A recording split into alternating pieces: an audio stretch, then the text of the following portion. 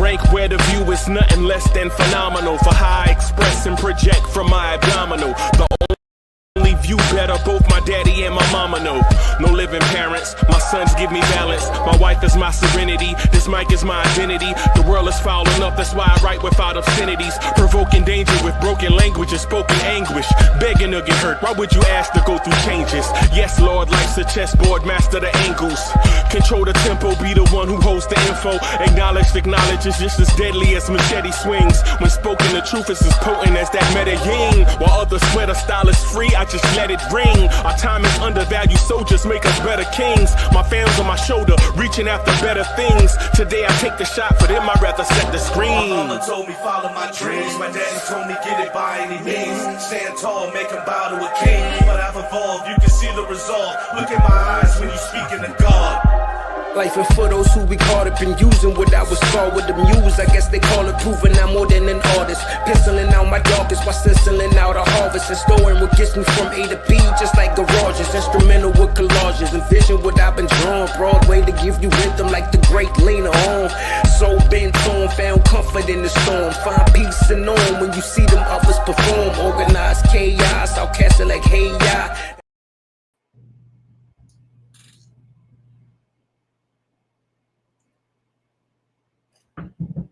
Yo, party people in a place to be. What's good? It's your number one Chief Rock in Knicks universe. Your main man, Uncle Freezy. Salute everybody. What's good? Salute, salute, salute, salute everybody. What's good, y'all? Man, Daniel Berry Sports Highlights is in the building. HRM, what's good, fellow? Kerry Cox, the son of the legend, is in the building. Salute, Johnny Davis. What's happening? Y'all look at this, yo. Yo, look, hey, hold on, everybody. I'm gonna show y'all the phone. Look, everybody, I'm gonna show y'all the phone because somebody is calling me now that the show is live. Of course, they're gonna. Hello? Who? Yeah, hello? Yo, you wildin', bro. The Osley brothers. Yo, get off my phone, man. I'll hit you back. Yeah, man. Yeah, man. Yeah. All right, later. All right, everybody. That's one of the homies. That was Ty Bobby, man. One of the homies, man. Be in the chat, hanging out with us, man. Salute. It's just one of them things, man. Like when you get, yo, man. Listen, man. All I'm gonna say is, friends. How many of us have them? Friends. Before we go any further, let me just say that, man. So salute, yo, salute to the chat, man. Salute to everybody watching us on X. Salute to everybody watching us on YouTube, man. Salute to all my people. Yeah, y'all. That was wild. Just like, yo, Bobby just sent me a random message, right? Just a random message out of the blue. And it kind of caught me off guard. I'm like, yo, how you going to send me something like that? And I'm supposed to be thinking about the Knicks. I got my favorite shirt on, my Lawrence Tears shirt. You feel me? Like, got my favorite merch, the Lawrence Tears joint. You know what I'm saying? Feeling good about my Knicks and everything, man. And somebody gonna hit me up with a mad random thing. Just Knicks is in the building. Salute. Let me I guess I gotta start with something, maybe a mistake I made last night. I gotta start with the mistake that I made last night. I'm gonna move some stuff around here real quick, y'all. So if I'm looking down, it's because I'm looking down like at some stuff. Hold on, let me move some stuff around. Yeah, man. My favorite shirt. I found it, y'all. Y'all ever have like a joint where it's like one of your favorite joints, you can't find it, and then you find it, you like, yo, there it is. So I got my favorite joint, man. I found it. Miss Mocha found it, man. And I don't even know where it was hiding. You know what I'm saying? I don't even know where it was hiding, man. So, yeah, man. Dripmore is in the building. Salute. Salute, y'all. Yo, okay. So let me start by saying this. Yo, Kerry Cox, would you let me do the show? Yo, it's like, yo, what am I here for?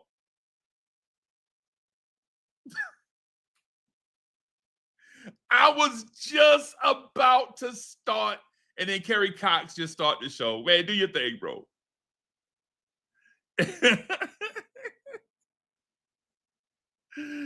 Yeah, man. Yeah, man. Yo, it's crazy. I was just about to start on my thing about something I said last night, that last night when I said it, I felt confident in what I was saying. And then I heard stuff today, and even though I'm still confident, I'm less confident. Maybe I got some food for thought. I got some thought. The Giannis thing, even though I know there's nothing to it, the Giannis thing feels like a story that's not going to go away. Not going to go away for multiple reasons. Reason number one is Knicks for clicks, right? That's reason number one, right? Let's be clear. Any story about a superstar coming to New York, y'all already know what it is. It's Knicks for clicks, right? Basically. Two, if the Knicks don't deny it, does that mean there are legs to it? So if the Knicks don't come out and say, nah, we good, does that mean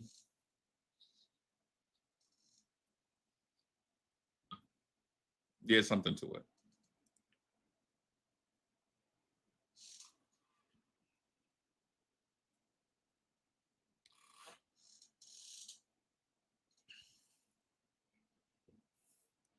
Dripmore says, there it is. Bam. In your face. Goddamn. This is a dope jam.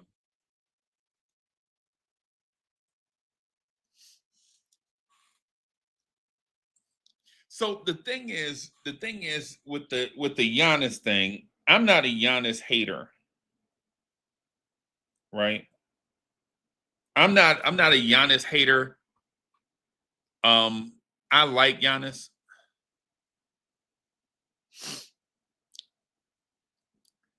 I just think that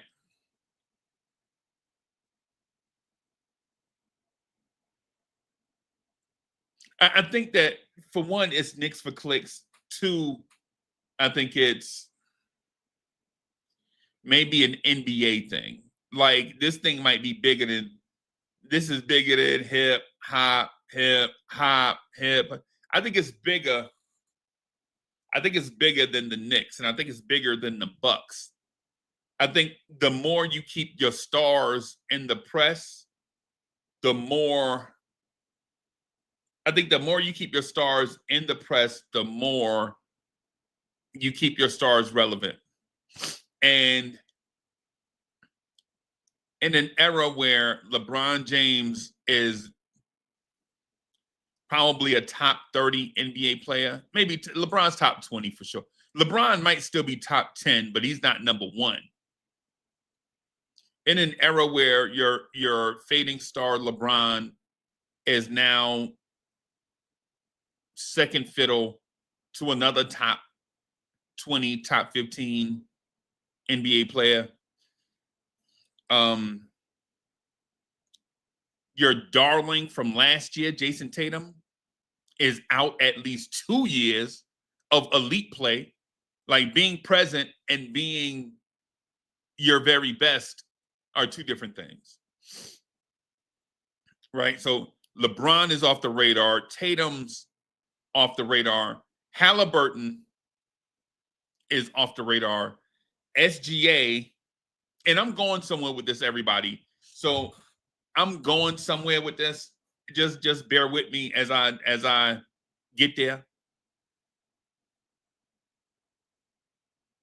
LeBron's off the radar.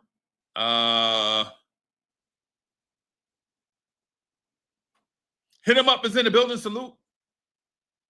Luka is not. Luka is a star, but Luka doesn't crave the spotlight. Ribs is in the building. Salute.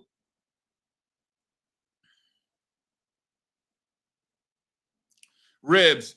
When I saw this shirt in the bathroom, bro, I was like, yo, we got to get some of these out here. We got to get some of these out here, bro. I think this is, yeah, so it might be a little bit big. It's like a 4X or something. So it might be a little bit big, but whatever. Miguel P in a place to be. So with a lot of stars off the radar, like with the Knicks, with the NBA maybe needing star power, I think there may be some fuel to this thing about putting the stars out there. Like with Steph Curry not winning, with super teams that are not even super. Kerry Cox, how many super teams are there in the NBA? How many super teams are there in the NBA right now that's not even super? Like, look at Golden State. Golden State got Steph, Jimmy Butler, and Draymond Green. That ain't super.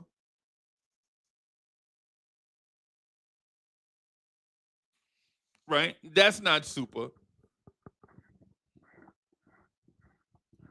How many super teams out there? Think about how many superhero team ups are there around the NBA and these teams can't win.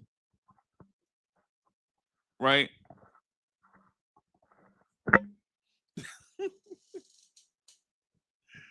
Yo. Dripball says they super hoes. That's a saying from like the 80s.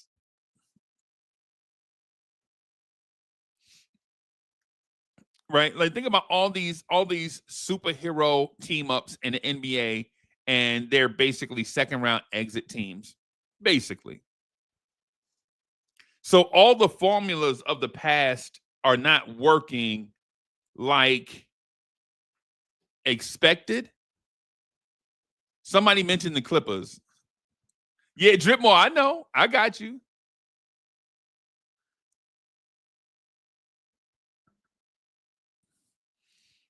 You know, I know.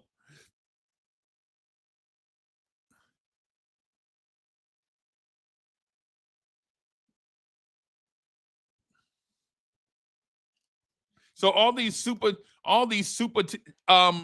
we bring up Toronto, right? Man, Brandon Ingram, Scotty Barnes, RJ Barrett, Emmanuel Quickly, like teams like that with all these names, they don't win diddly poo.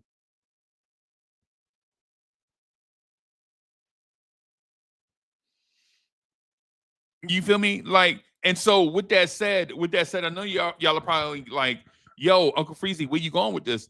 Basically, there's nothing to talk about.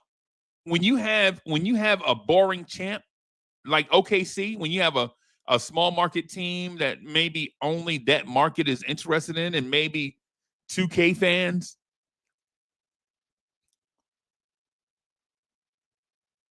then you get these moments where the NBA is starving for headlines like, where's Giannis gonna go? Man, you're not gonna have me be a captive of the moment. Like, I'm not gonna sit here and wait for Giannis Antetokounmpo to make up his mind in order for me to be captive in a moment where it's like, oh, my team can't do diddly poo until we trade for Giannis. Surprise. The Knicks were in the Eastern Conference Finals. Where was Giannis?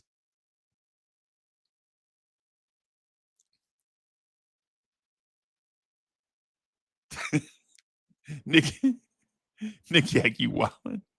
Nick Yak is wildin'. What's up? What's good, boss? Salute, Freezy. Salute, man. How you been? I'm all right. I just got some bad news that that assistant from Indiana doesn't want to come here. So, Why is that? apparently, he doesn't want to uproot his family. So, So that's the I guess that's the safe answer. yeah. But when he checks his direct deposit, it probably got a lot bigger. Yeah. Yeah. The retention fee. Right. Yeah. Yeah, man. So I was just talking about how I feel like the Giannis thing is on. I think it's a NBA driven narrative in order to keep NBA fans engaged during a boring championship run. And no knock on OKC. They're the champs, right? SGA is a great player. Maybe all-time great, right? We don't know that yet, right? Maybe all-time great, right? But at the same time, is there anything else out here in NBA circles to talk about during the summer outside of Tatum rehab, Luka getting in shape, and Giannis considering joining another team? It's nebulous trade rumors. Right. We used to go through this without an actual good roster. Yeah. Yeah. And it kept us engaged because we were starving, right? We were trying to trade for Giannis with bums on the team. You remember the 7-for-1 Giannis trades? the mortgage your entire franchise. Yeah. Not even mortgage, remortgage it. Right. Right. Because you had to mortgage yourself to even be in position, then you got to remortgage it to get the deal done. Every step of the way takes new surfacing, right? You got to resurface after every step. Like if you do give up everything to get Giannis, then when Giannis gets here, you got to get the Giannis complementary players to go with them, right? And so it puts you in that endless cycle of chasing the championship. Why not just stay pat? I think is just something to pass the time at this point. Just to have something in the news cycle, because it ain't real news. As soon as you saw Mikal run across that ticker to sign, that man was not going nowhere. Nah, he ain't going nowhere. And I'm pretty sure Leon Rose had it on good authority that man ain't going nowhere. Right. Somebody hit me up. Somebody told me. Somebody was like, "Yo," and though I don't agree, everybody, I'm gonna just tell you what was told to me. What was told to me is that they signed Mikal Bridges by a certain day and agreed to that term, and in order to have him available for trade before the trade deadline. Now, I don't know how true any of this stuff is. Well, technically, I think you can trade him like 6 days before the trade deadline because he's 6 months out. Like he can't be traded for 6 months. Right. And to give him a kickback on it, if we do trade him, he has a trade kicker where he'll make a couple extra $1 million, and he has a player option. So like he had leverage, and we gave him some leverage, but we also were like, we gave him 5 first-round picks. So like, even if we decide to move you, you're gonna be you're gonna be handsomely paid for it. Like if we decide to move on with him, right? But either way, I don't believe they did that with the intent of moving him this year. I don't. But they always err on having unlimited options as possible, just in case. Right. But do I think they're gonna trade him? Nah, I don't think so. No. Fritz, what's good, bro? What's good, Fritz? Hey, what's going on? Since when did you become a Hulk Hogan fan, bro? Not sure. Like, actually, I didn't watch wrestling growing up. Bro, come on, man. No, Haitians gotta sit together, bro. Haitians don't watch wrestling. No, you know what? You know who everybody is. you don't know. I know wrestling, but I didn't watch it. You know what I mean? You were aware. Right. And my dad was definitely not a fan. My dad was not a fan. He's they dress up in these tights. They dress up in these tights and all kinds of stuff. And he said, I see him. And my dad was like, yo, I see him. Like he said, look, they look ridiculous when they're leaving the apartment. And okay. And I thought we always had my dad said, yeah, the wrestlers live in the building. So I'm thinking, there's some kind of wrestling. No, it was like the WWF, all the superstars live in the building. Right. These are my neighbors. These are my neighbors. But no, but that was like when I was little, like up until like 2 years old, and then my parents bought a house. Okay. So I have a thought on the Giannis thing, right? Yeah. And I kind of want to get you guys' thought on the Giannis thing. Mm-hmm. And my thought is that, and this is going to sound crazy when I say it, but chat, bear in mind, I'm not trolling you. I'm literally talking about before and after, right? I don't think any NBA star right now on another team makes the Knicks better in acquisition, right? I don't think any NBA star, not even Luka, right? I don't think any NBA star, the total, the sum of the purchase does not make you better at the end, right? Like I like, say for instance, right now the Lakers are like, yeah, we'll trade y'all Luka if it was possible. Yeah, we'll trade y'all Luka. Right, the package that we give up to the Lakers for Luka, does that make us better in the short term? Is our championship window open? No. Or it would depend on how dumb the Lakers are. Like if they were to be like, hey, we'll take Josh Hart and Mitchell Robinson, then yeah, it would make us better. Right. Because they're not that dumb. But paying going rate for anybody, yeah.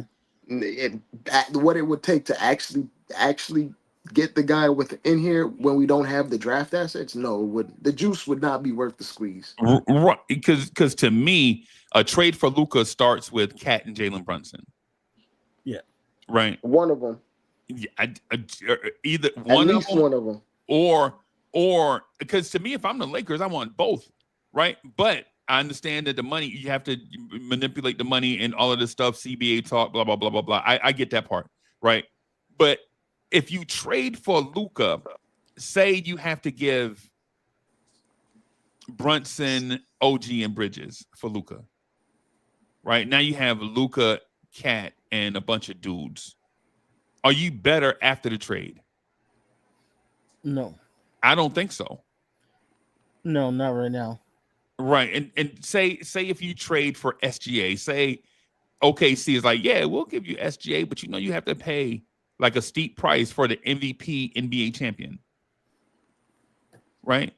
And so what we give up for SGA and what we look like after the acquisition is completed, are we a better team afterwards? And so whether you say yes or no to that is something in my mind, I'm thinking, I'm leaning on the side of no, a superstar trade doesn't make us better. And that for that reason, I'm thinking if we trade for Giannis, are we better after the Giannis trade, or will you have to make additional moves once Giannis gets here to fit his play style? Right? Like to me, of course, man, Giannis and Mike Brown are a match made in heaven to me. Because Giannis is a mismatch nightmare, can do multiple things, and can do it consistently, right? Is he a shooter? There aren't many athletic 7-footers that can shoot the three. Those packages don't come along often. You have to make concessions when you get Giannis. He is not playing unless you give him a 7-footer that can shoot threes. And the unfortunate part of that is maybe the 7-footer that shoots threes goes in the Giannis trade. Yeah. And at that point, because number one, Giannis does not want to play center full time. No. And Giannis does not want to be a shooter. He wants to attack the rim. Yep. And he doesn't want to be the weak side help at all times. He wants to play defense situationally. Yep. So he would like. There's a reason why the Bucks committed virtually $50 million for Miles Turner. to keep Giannis happy. Right. And so so Fritz, what I'm saying to that is even if you find a package that you could submit that Milwaukee will take, does that make you a better team after the Giannis trade is complete? It could.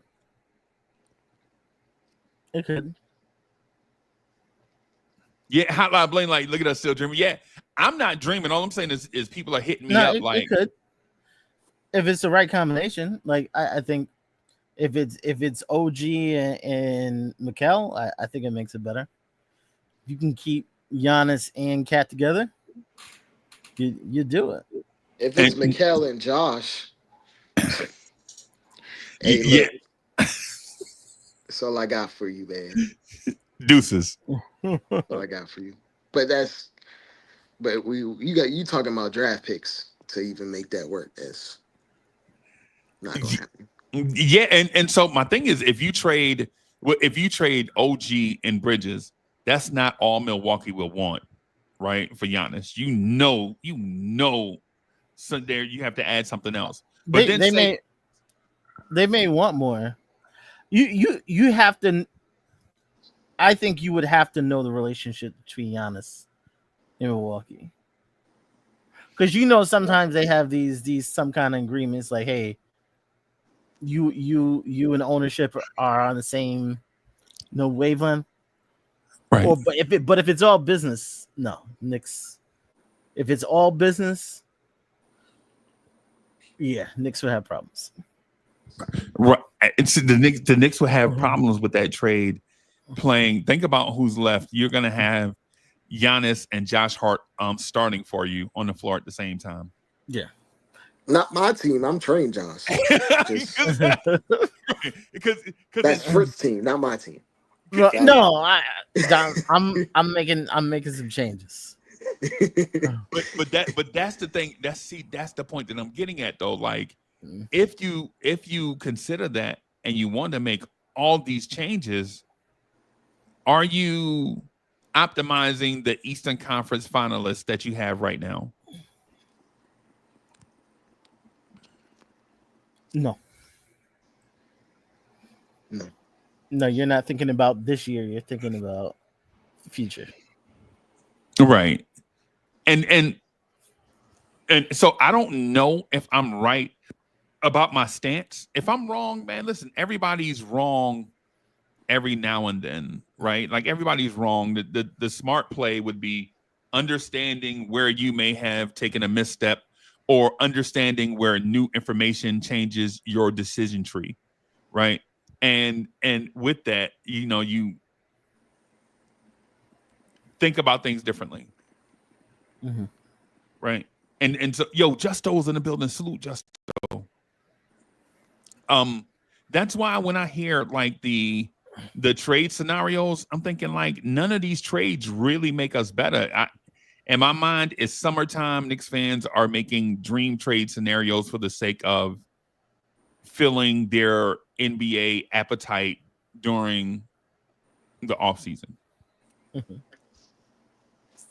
In my mind, and I may be wrong. Mm-hmm. Yeah, most of the trades like I've kind of put up there, they're not star trades. I hadn't seen the trades, man. I hadn't seen. No, but it'd be like role players. Now, give us an example because I hadn't seen them. You put them on X, right? Yeah, but like, you know what? I kind of question is right now. Ben Simmons is kind of like everybody's kind of waiting on his decision, and that would put 3 non-shooters. Oh my God! 3 non-shooters in a 10. See, let's say it's a 10-person in a lineup. 10-man rotation. 3 are non-shooters. And we just saw an NBA Finals where there was really just one non-shooter in 10-man rotations, 10, 11-man rotations. Yeah. So I've kind of been like playing around with, okay, if you do that trade, what could be next? Also, we had 2 nice signings this year. But best case scenario this season, the two guys that we just signed won't be back next year. If they have a good year, they won't be back. Now you're behind the 8 ball, and now you need to replenish your depth with like the guys that you drafted. Okay, and not only that, where's the weird part is you have two guys. If they have decent years, they won't be back. Now, if you keep Mitchell Robinson, you're over the second apron. So now you can't trade 2 for 1. You can't. You have no $5 million signings. You can only sign in minimums. So like Knicks have a real rough going forward next year. Like you have to do something now rather than doing it later. I know people say, "Oh, next year." Like you worry about certain things. Like you can't worry about it next year. You gotta worry about it now because next year, if we're in the second apron, we're handcuffs. We are handcuffed. Handcuffed without the 2 big signings that we had this summer. Right.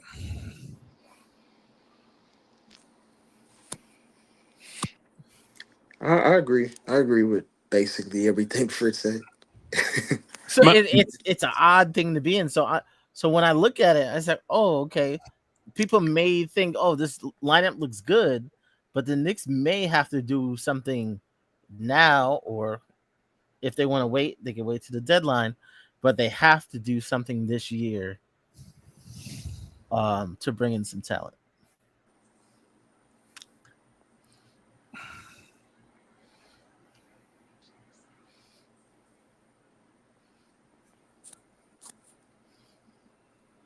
I don't understand. Dre, you understand? Well, I think he's basically trying to maintain a certain level of competence. It's like towing a line, and it's very hard to do with all these restrictions and rules. So like I understand where he's going with it. It's almost like you have to almost shop this year for next year. Yeah. Like it's almost like you're gonna have to shop a little bit more this year so that you're not empty next year, because you can't buy anything next year.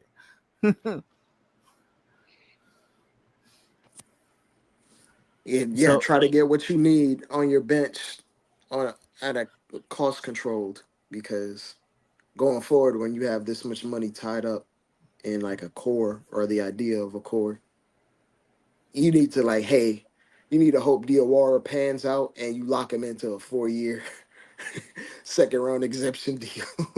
Yeah. So I mean, we got 3 2-ways this year. If all goes well, all 3 of those guys will be signed next year. Like they'll be the signings this summer. And they'll be the back end of your bench, making $1.5 million. Yeah. Ideally, that's what you want, though, right? Yeah. Yeah. If you're gonna go top heavy in your roster, absolutely. Yeah. Because I think that's probably the way to go, right? Because here are the one thing I understand is that the Knicks know that they're limited with draft picks over the next few years because of acquisitions they made to shore up the top part of the roster. Cool. Right? So you bring in a bunch of young players all at once to put them on the development path, because the top end of your roster is not going to be threatened by those young guys that you brought in. The key part is developing those guys, right, at the back end of your roster, not threatening the rotation or your starters, but developing at the back end of your bench so that these guys can go from development to situational to rotational and then possibly starters at some point. Mm-hmm. Right? And by the time that process works itself out, you'll be at the place where your draft picks start to replenish themselves. In theory, that's the way that this thing should work. Yep. Right? In theory, that should be the perfect plan my thought is though the future is not guaranteed to be what's the word I'm looking for? Identifiable. Like we don't know what the future holds. Yeah, it's they're like, it's kind of funny. It's because we have like a lot of guys signed in and locked into contracts, but Right. The ending could be like half the roster being flipped in like a year and a half from now. Right. Yeah, that's There's a what, certain uncertainty to this league than any other time. and so I don't want this to happen, right? But I'm just going to say this, and I don't want this to happen, but we are one serious Jalen Brunson injury away from having to recalibrate.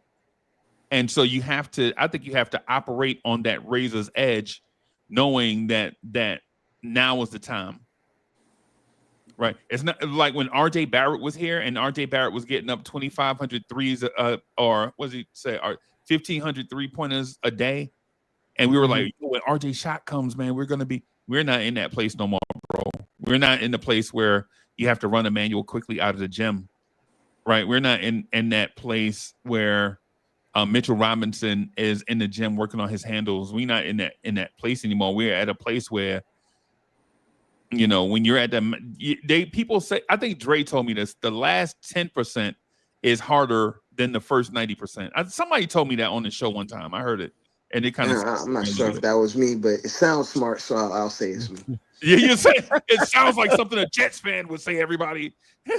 Well, you're not smart if you're a Jets fan, but yeah, that's right.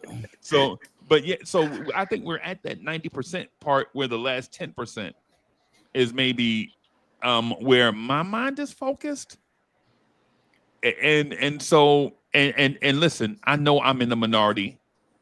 Yeah, I know I'm in the minority thinking about that. I'm not in the majority that thinks championship window.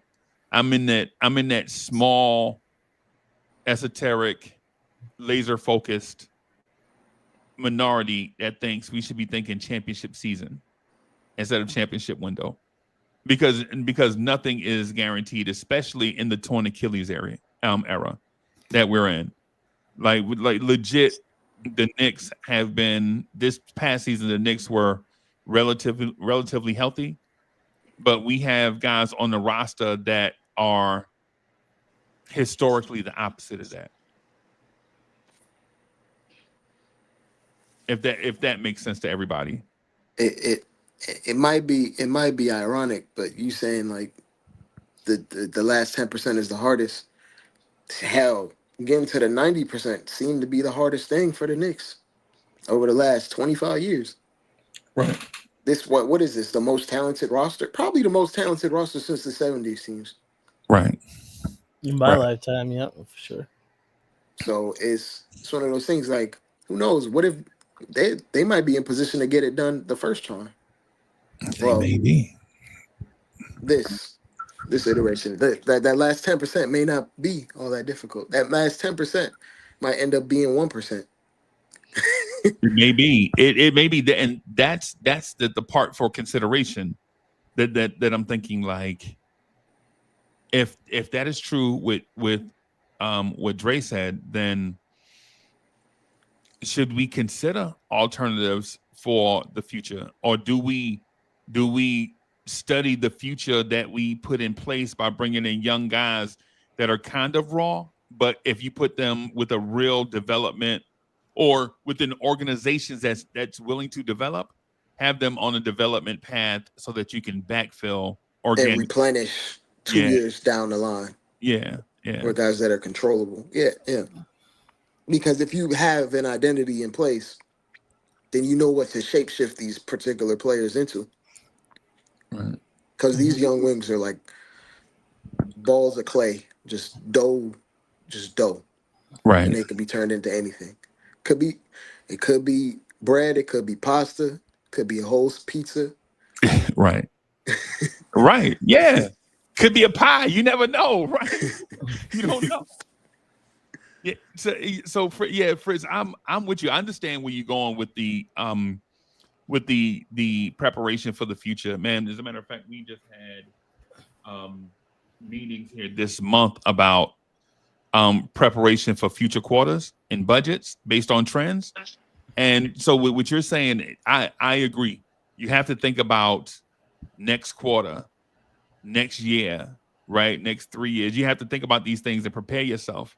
You know, put stuff in the pipeline, whether it's money or assets or talent, right? You have to be prepared to make a move if that move is necessary. I think. Yeah. That's the smart way to think about it.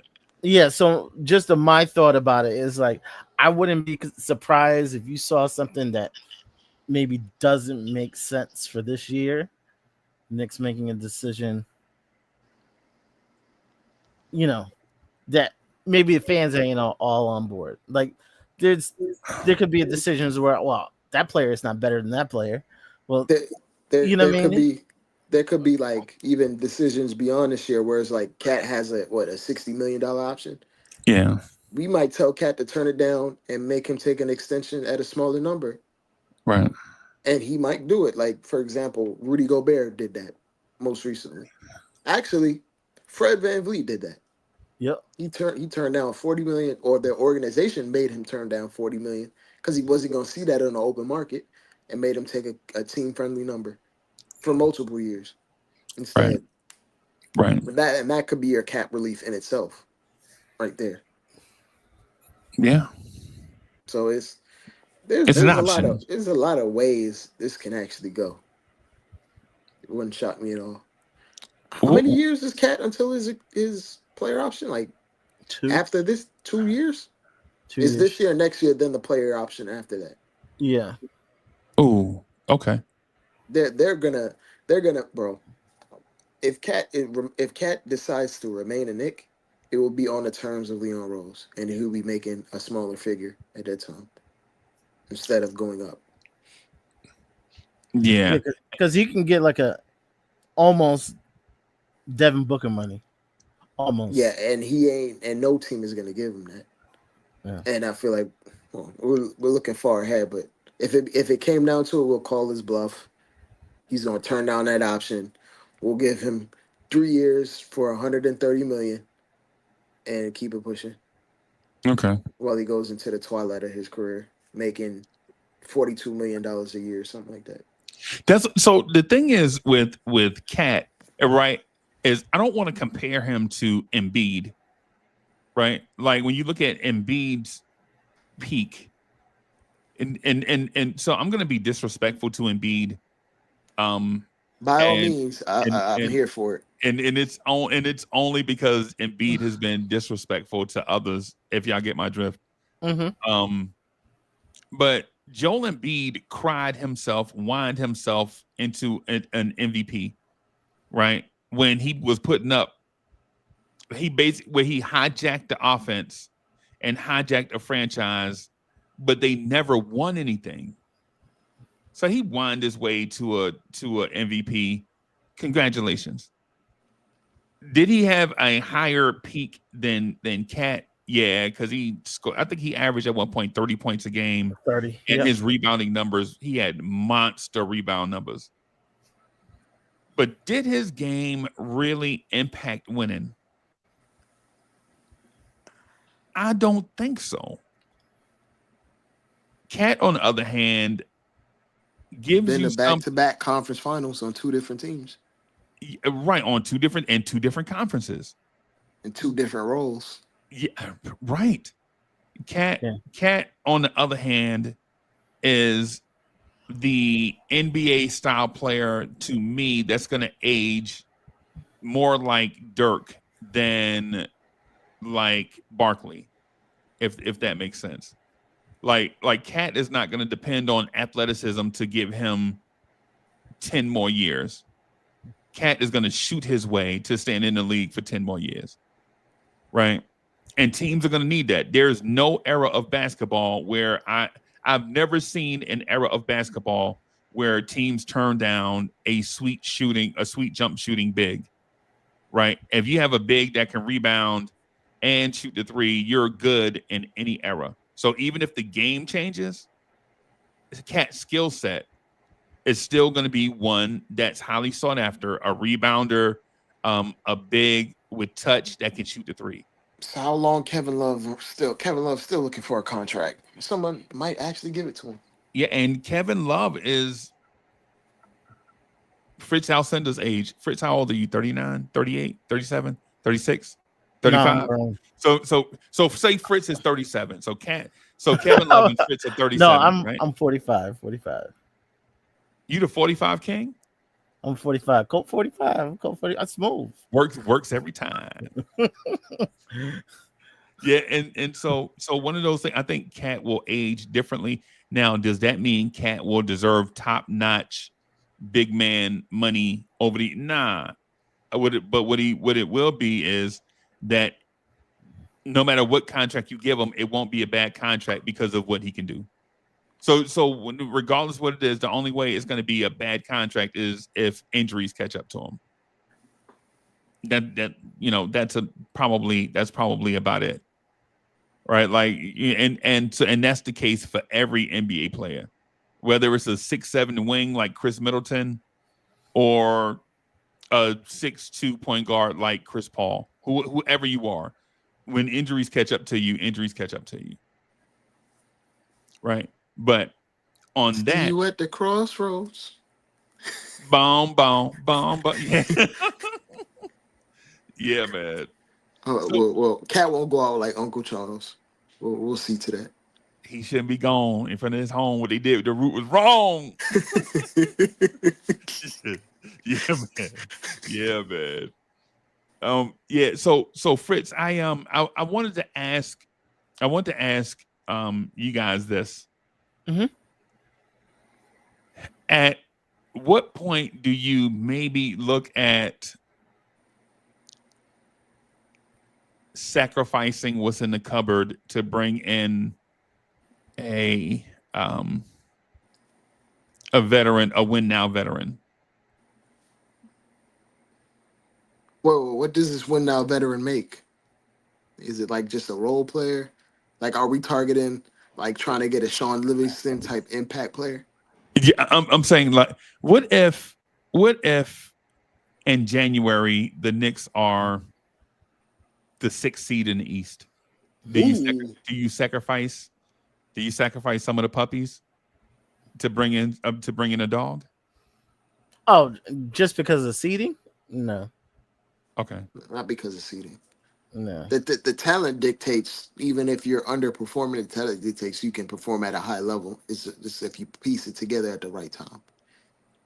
Because what you're playing like in January doesn't dictate what you're playing like in May. Right. In June. Right. Not all the way. Sometimes. How much patience do you have, though? With Mike Brown, I have more patience than I would for somebody else. Yeah, if it's sacrificing one of the young guys, if it's multiple years, if we can have that player who's coming in for multiple years, I consider it. The reason why I asked the question is because the way we think in summer, we tend to think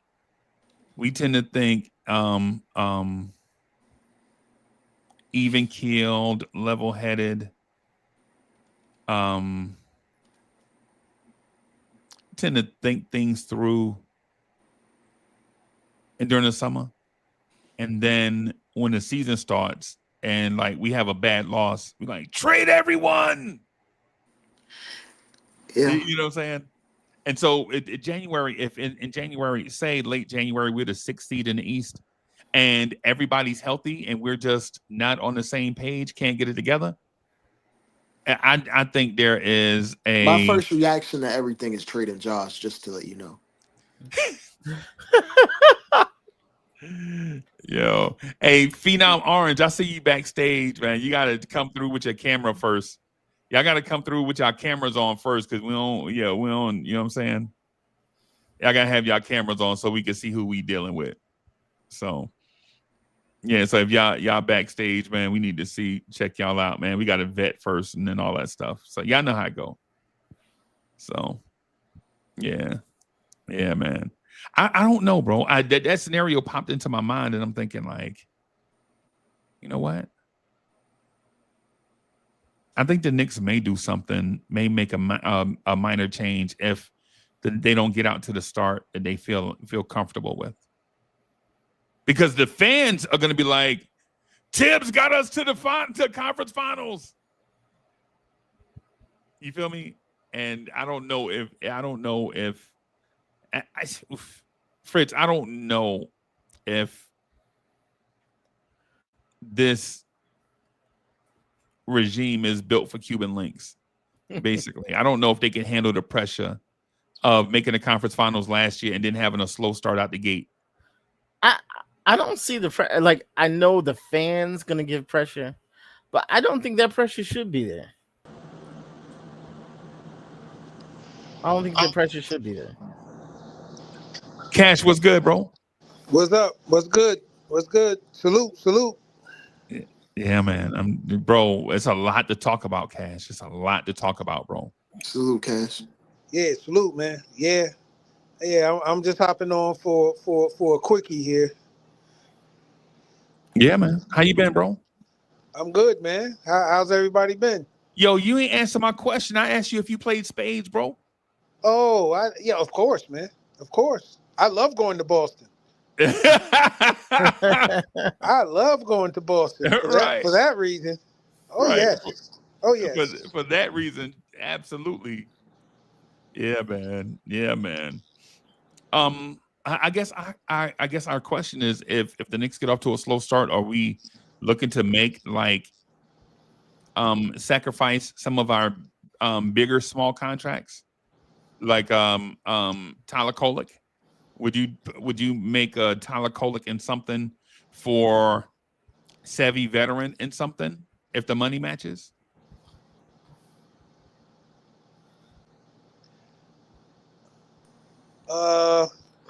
If I were to answer that, if it got to that point, yes. But even before then, I'm thinking this. I don't know how everybody else feel. May get beat up for it, but whatever. Because I'm trying to win a chip. Trade Tyler Kolek now for some second rounders. Sign Ben Simmons and Landry Shamet and commence with the chessboard. Wow. That's just me. That's just my opinion. My opinion is just my opinion. You know, I'm not looking for people to necessarily agree with me, but that's just my feeling. Okay. I'm gonna sign both of them for vet minimums and start commencing playing chess.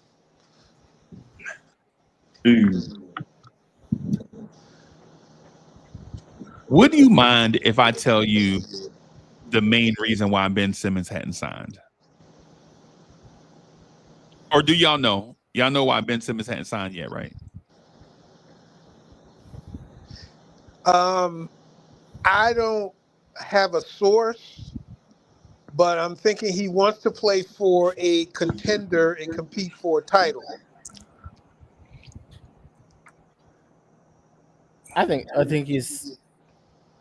There could be a couple of reasons. He's gonna get the best situation for him. He's thinking about his future. He's thinking about his future, not just this year. And to dovetail off you, Fritz, if he plays imagine if he signs with us and we win the title, his value goes up. Yeah. Yeah, but there's some teams who would probably give him a more defined role out the gate.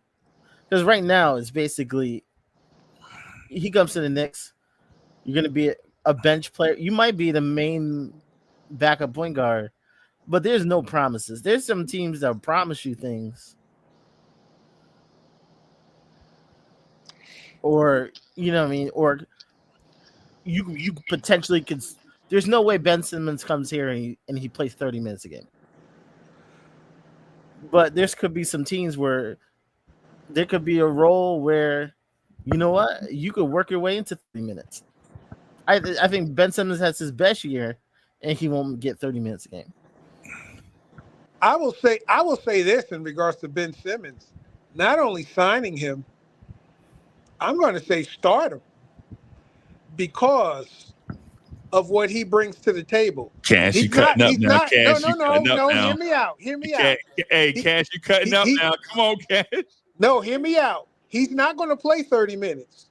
I agree with Fritz on that. He's gonna walk out as the starter, but he'll play maybe 20, 25, really pushing it. Because we have a bench and because of the style that Mike Brown plays, you're going to need backup. And so he was fit.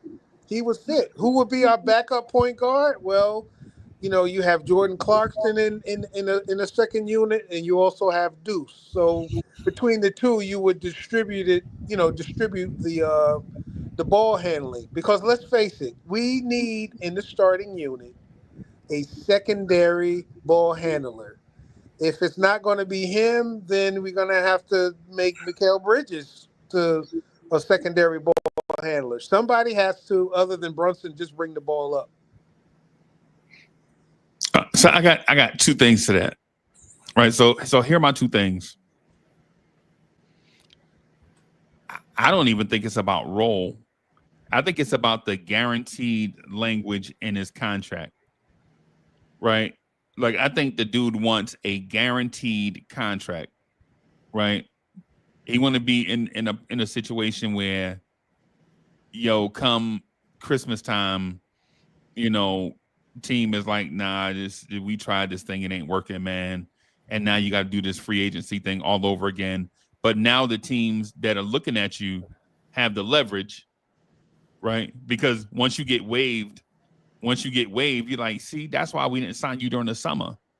Because you promised us one thing, and then, you went to this team and you look like such and such. And now you're a free agent. Now you on waivers and around Christmas time. Right. I think that's part of it. And I think the part of the reason why teams may take that approach of not looking to fully guarantee anything with Ben Simmons is the injury thing is real, even though we know it's not. Right. But it's real, even though it's not. Because Ben Simmons had an undiagnosed back injury, and then he had the corrective surgery in 23. I think he had the corrective back thing. Yeah, you remember the Yankees first baseman Don Mattingly? You remember him? Yep. And you remember when he had like the back injuries and all that stuff, and people was like, man, you got to play through it. He's like, nah, man, I'm not a crybaby. I'm hurt. And they're like, but the doctor keeps saying ain't nothing wrong with you. And people acting like literally everything you do in life requires your back. Right. Yeah. Hey, anybody remember the Mets third baseman, David Wright? Yeah. His career is almost, I won't say identical to Don Mattingly, but very similar. Right.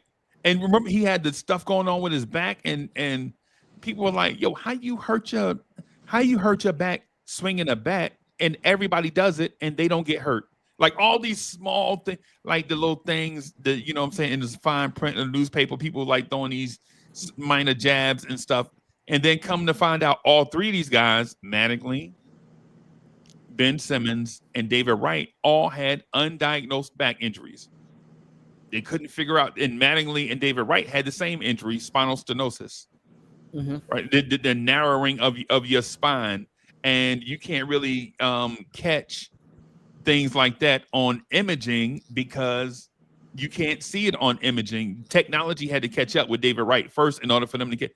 If that was 5 years earlier with the David Wright injury, we'd probably be looking at David Wright different. But once technology was able to catch up and find the injury, it's the same thing with Ben Simmons. Like Ben Simmons was telling everybody that his back was injured, and we're believing what the doctor say, like, nah, dog. Like, Fritz, you ever been to the doctor and got something misdiagnosed? I get that all the time, bro. I got my knee got messed up, and it was because it was misdiagnosed. I walked on it broken. I walked on it broken for years. The thing I'm going to say with Ben Simmons in regards to the money, though, and Fritz, you know this. You know how much money that Joker has made in his NBA career? If I'm not mistaken, then when I took a peek at it, it was over $117 million. Yeah. So why is he 170 worried about actually. guaranteeing money when he done stole all that money from Remember, NBA remember, teams? remember, he made #1 overall pick money, Yep. Yep. and he got his extension, which was like 130 or something like that. So he's like well over $170 million. This you never get sick of making money. I mean, well, that's true. I mean, if you ain't saved or invested all that money you done made, then that's on you, dog. But we trying to win about a chip. you. My employer don't. I would never work for my employer for free. I tell you that. No. No, true that. But based on market value right now, and based on Uncle Freezy, as you mentioned, his injury history, and we also got to throw in the mental. You know, as far as him being engaged, that's what his value is right now, and But he that's has pretty much it. sacrificed. He has sacrificed over the last couple of years. Well, He went to the Clippers for basically nothing. Yeah. Well, my pitch to you, dog, is if you help us win this chip, your value goes up. Your market is the sky's the limit. Could be the sky's the limit. I mean, I would just pitch that to him just to get him engaged. What you know about Hey, Cash? You a DJ? What you know about D Train? You up here quoting D Train? What about D Train? Oh, come on, man! That was in the basements back in the day. Come on, man! You're the one. Keep on, walk on by. All right, that's another program. But I know what you're saying. Yeah, and I'm going and just to kind of side note, man. I'm going to get with you on that, man. And yes, I used to really DJ, and we can talk about some stuff, but that's on it for another program for another day. Right. Anthony D in the building. Salute.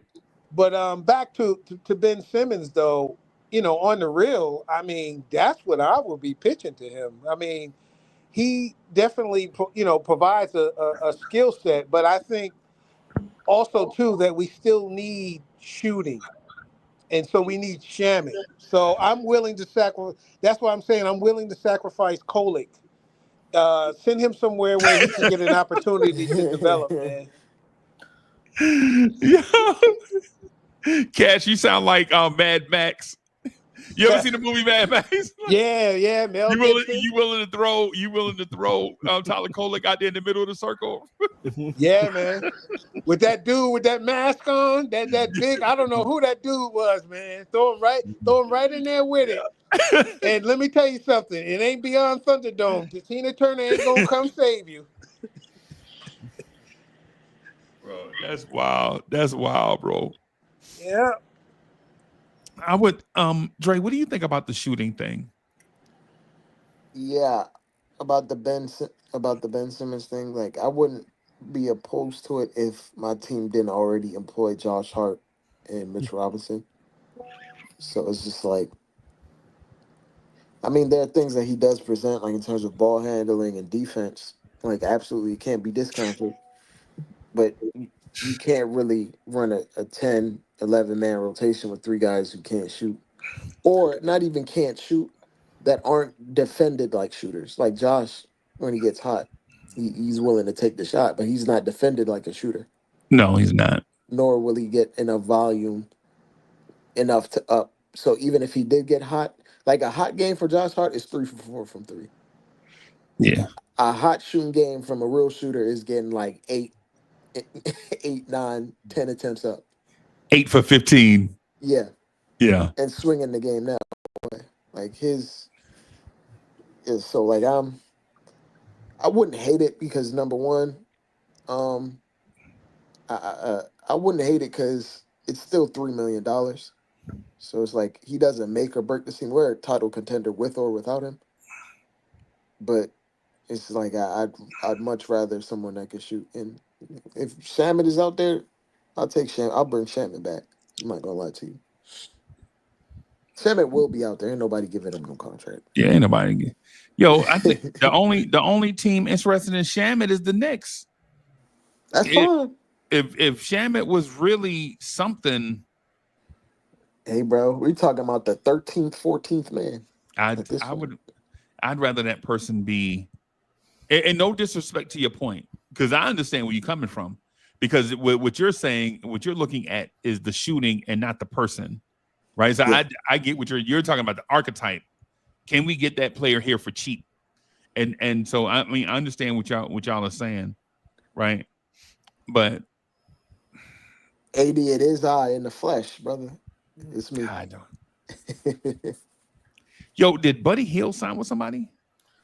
Oh no, he's on a multi-year. The Warriors sign up for multiple years. Yeah, he has 3. They want to get rid of him. They do. They would love to get rid of him. How much does he make? What, 6, 8? 9 million. Ooh, that's rough. But for 3 years. That's rough. I can't tell if AD likes Ben Simmons or hates him. I'm gonna err on the side that he does not like Ben Simmons. Did we see Gian? Okay, I see you. Simply the intellect is in the building, out there doing amazing stuff. Hey, salute to that brother, man. Simply the intellect, man. Salute to that brother out there doing amazing stuff out there, man. I wish our schedules can line up, man, where we could get Simply the Intellect here more, man. But he out there doing yeoman's work, saving the world. So salute to my guy. Yeah, man. Yo, what about any young shooters? Y'all not interested in any young shooters? Any young 3-and-D guys? Are there any out there? Those are at a premium. If they're out there and they're available to fit in our salary space, that means they're on a rookie contract, and that means they are unavailable. Hey, yo, Freezy, man, we got a ham sandwich available. I see that. Well, yeah, the ham sandwich is available. Technically, Quentin Grimes is a free agent. He's restricted, right? Yeah, he's restricted. Yeah, you'd have to do a sign and trade for him, right? You put some lettuce and tomato and mayo on the sandwich, you can get it. Yeah. Oh man, throw a fried green tomato on there, boy. That's it. But you know what? I'm talking about big back stuff. It ain't. There aren't many big backs in the chat. You know what I'm saying? put some some pickles. I mean, I don't know, whatever you like on your sandwich, or sandwich. Someone said top notch T mentioned Amir Coffee. Would you be interested in Amir Coffee? I would rather have Marshawn Beauchamp. Nah, he might end up in Portland, man. Yeah. I hear rumors that he's going to Portland. And as far as Amir Coffee, I would love him too, but I don't think we can afford him because he gonna want a little something in his bag. Nobody's giving him more. He's getting the minimum. Yeah, if someone would have offered him more, they would have given it to him already. That's true. That's true. I'm more about. I would love for them to like invest in something. Like, give me someone you think is gonna take a leap. I don't care if you gotta give up a little bit more, but invest in something. I have a name for you. I have a name for you that I think is the ultimate investment, and I think you can get him for cheap. You'd have to trade for him, but he'd definitely be a rotation player. Oh, okay. Grady Dick. Oh, you couldn't trade for him. He's on a rookie contract. I think he makes too much money too. No, they would never trade him. No, you could trade for him, bro. No, not Toronto. You could trade for him, bro. Yeah, but Toronto's not giving him up. Toronto ain't giving up. First off, you got a max salary. Yeah, Toronto was not giving him little of salary that's interesting to them. Toronto, he's like second billing, like next to Scotty Brandon Barnes. Ingram? Next to Brandon Ingram? next to Scotty Barnes, he's like their next most precious thing. Did you just omit Brandon Ingram, bro? Precious, meaning They don't care about value Brandon to Ingram other that teams. much. Nobody's trading for Brandon Ingram. Nobody with sense. Wait a minute. Except the Raptors. They traded for him and paid him, and if Brandon Ingram went to the free agency market, he would not have gotten that money. Nah, I think the NBA did that. I think the NBA manipulated that. Manipulated Brandon Ingram? Not Yeah. getting paid? There's a lot of manipulated guys him not to getting paid. Toronto. No, that was all Rich Paul. Yeah. Yeah, he won that max contract. Well, right now the market, and when you look throughout the league, is only minimums. I mean, nobody's getting paid at this point. Nobody's getting a bag at this point for those that are free agents. This is, the market the market has been set on what's left, and players are just going to have to just accept it. Yeah, wherever they want to go. I think, so I'm gonna just say this real quick. Y'all know I respect y'all basketball acumen, right? Right now, y'all wrong about Grady Dick, though. No, he might not be that good right now. He might not be that great right now, but Toronto, like that's their boy right now. That's like trying to take. He is their only hope. Yeah, they would trade RJ before they would trade absolutely Grady Dick. Absolutely, that goes without saying. Yep. Yeah. So Grady Dick's numbers are on the screen, everybody. Just want to show y'all that what we're saying about Grady Dick, that man took 12 shots a game and shot 41% from the floor. He shoots 35% from three on 6 attempts. Mm-hmm. So the thought of Grady Dick and what Grady Dick does are two different things in Toronto. Yeah. I think you can. The one person in Toronto I would try to go after is Agbaji. Agbaji looks like he looks like a better shooter, a better scorer, but he takes less shots. He's low. I know. Low. His 3-point shooting was good last year, but that's for one of his only really good 3-point shooting. Yeah, I know. He's like a RJ in a sense. Yeah. At least that's what he looked like coming out of Kansas. I mean, I don't know what he looks like now. But right? Yeah, 3-and-D. Yeah, he's someone I put a scenario out there. One person I know we probably couldn't have, but I would love, like, the type of player I'm talking about, Tristan Da Silva. Ooh. Someone like that. Orlando? That's a rival. They don't want to mess with us. All that damn money they got committed elsewhere, they need cheap ass Tristan Da Silva. Tristan Da Silva is like 6'8". Yeah. Can shoot and makes like $2 million. They're not. Yep. Not going anywhere. Yeah, and the Grady Dick thing to just to finish my thought on Grady Dick though, I think he's cheaper than what people think. I think he looked like one thing, and he's actually something else. Like coming out of Kansas, he kind of gave me like the vibes of Christian Brown / Tyler Hero, and he's not. All of those names are Brown. All of those names are nouns, bro. Brown, Hero, and Dick are all nouns.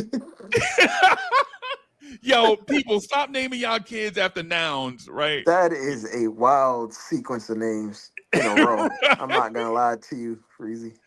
What? Brown, Hero, Dick?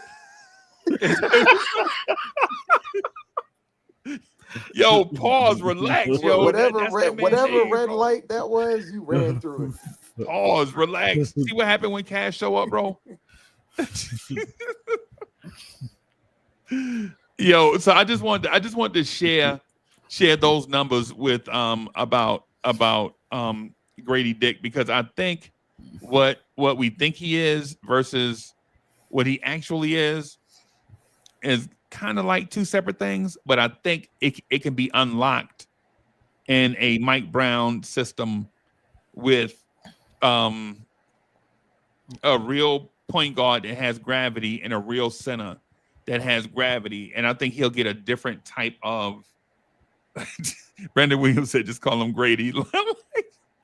Yo, even Grady is a weird name, bro. But the point I'm making is I think he'll look different with the Knicks because the Knicks have more guys with gravity and scoring potential, which takes eyes off of Grady Dick so that he can get these more open 3-point shots and stretches the floor and transition in the half court. That's something more realistic for maybe next summer when we have 2 picks available. Why wouldn't it be this year? Because he makes, what does he make? $7 million a year? I know, but where are you going to trade? We don't really have picks available. Yeah. I would trust the front office to be smart. Yeah, that's like I don't think I'm smarter than the front office. It's basically, I think they have access to more stuff than I have. Like if the Knicks want Grady Dick, they'll get Grady Dick. Is basically what I'm saying. Like they'll make things happen. Like everything doesn't have to be a 1-for-1, $5 for a ham sandwich type transaction. Like NBA teams, if they want to make a transaction, they'll make it happen. Yeah, I think he's kind of out of that. Like it doesn't happen without picks, and it's a team that their priorities are different. So what is their priority though? That's interesting to me because I'm thinking like they just extended Brandon Ingram. Why? They have RJ's contract, which is cheap now that we look at it. Well, they just fired their GM. They just fired their president because they were kind of they was just wheeling and dealing. They was just wheeling and dealing and worrying about the trades, but they wasn't building the team. We talking about Toronto still? Toronto, yeah. Yeah, Toronto, They have no rhyme or reason. They don't know what the hell they're doing. Yeah, they was just collecting pieces. Bro, them giving guys like Emmanuel quickly that much money. Bro, and then like first off, Pirtle is making what 20 how much is Pirtle making? 20 a year? Bro, that's what I'm telling you. Mitch is getting 30. If that dude is making 20, Mitch getting 30. I mean, Pirtle is a good player and he's healthy, but he 5 years. 5 years. The egregious part isn't necessarily the number. It's the years. It's like, why are you giving that many years to a serviceable center? Like his extension is $27 million a year. That is insane. 27, 29, and 27. Bro, listen, hey, chat, listen to what Fritz just said. Jacob Pirtle is making 27, 29, and 27, right? And we're thinking Mitch is going to settle for 16. It wouldn't be in his best interest to. But that man has also fired like 5 agents, so we don't know what the hell he's going to sign for. Yeah. I tell you then, like I said, I think the Knicks have a number they're willing to go. I don't think Mitch, if that Mitch don't hit that number, he gonna find himself like Randall. Yeah, he gonna find himself like Randall. Yeah. Well, for the record, Randall is making over $30 million. Yeah, the thing that's critical with Mitch right now is, and keeping it real, in a year or two, he's replaceable because you got Hoporti coming, you got Najee, you got guys that are in the wings. Diawara is, these guys are developing, and so over time, Mitch is going to be kind of replaceable. I mean, They don't do what Let's Mitch do. face it. They don't do what Mitch do. Yeah, no, they don't replicate what Mitch does, but they are serviceable. And I think that's probably would be more of a priority. Yeah. Going forward, over a priority over time. I mean, nobody's going to do what Mitch does. Yeah. I agree with you on that. Nobody's going to do that. Yeah, But in terms of filling the slot and doing the things in principle of what's needed for the team, those other guys certainly could be capable of doing that over time. Now they're not ready right now, but in time they could very well be. I still think the Knicks are gonna. I think the Knicks, if he comes in at number 2 high, I think they're gonna take another swipe at. I think they can take another swipe at Walker Kessler. I think they're gonna try again. They're gonna try again.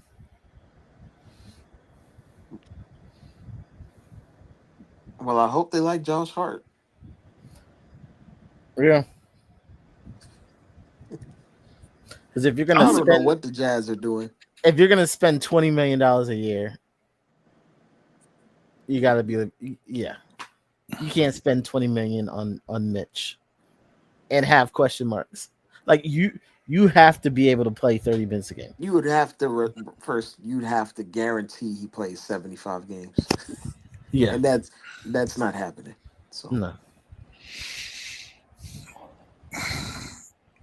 It's like I think let me so I want to be on the other side of this for Mitch real quick because I understand what y'all saying and what y'all saying is valid, right? So I'm not disagreeing with y'all because I think y'all are right. I think Mitchell Robinson though is a low budget Marcus Camby type, right? And when I say that, I don't mean rebounding Camby because we play in a different era. Like Camby is probably 10 rebounds a game every game in an era where most shots were coming from like 15 feet and in. If Marcus Camby played in this era, he probably averaged about 8 rebounds a game, I would think, right? At 6'11", 220, not the 6'11", 250 Marcus Camby later on in his career. With that, I think you would say if you only go by what you saw from Mitchell Robinson during the Tom Thibodeau era, of course you would give him that. Like offer him that. What you see in the Mike Brown era, in my opinion, is going to be and I don't want to say this and have it be written in stone. I just want to describe how I see Mitchell Robinson in my mind. In my mind, I see Mitchell Robinson defensively as a switchable jumbo wing type big that is priority center on offense and switchable everything on defense.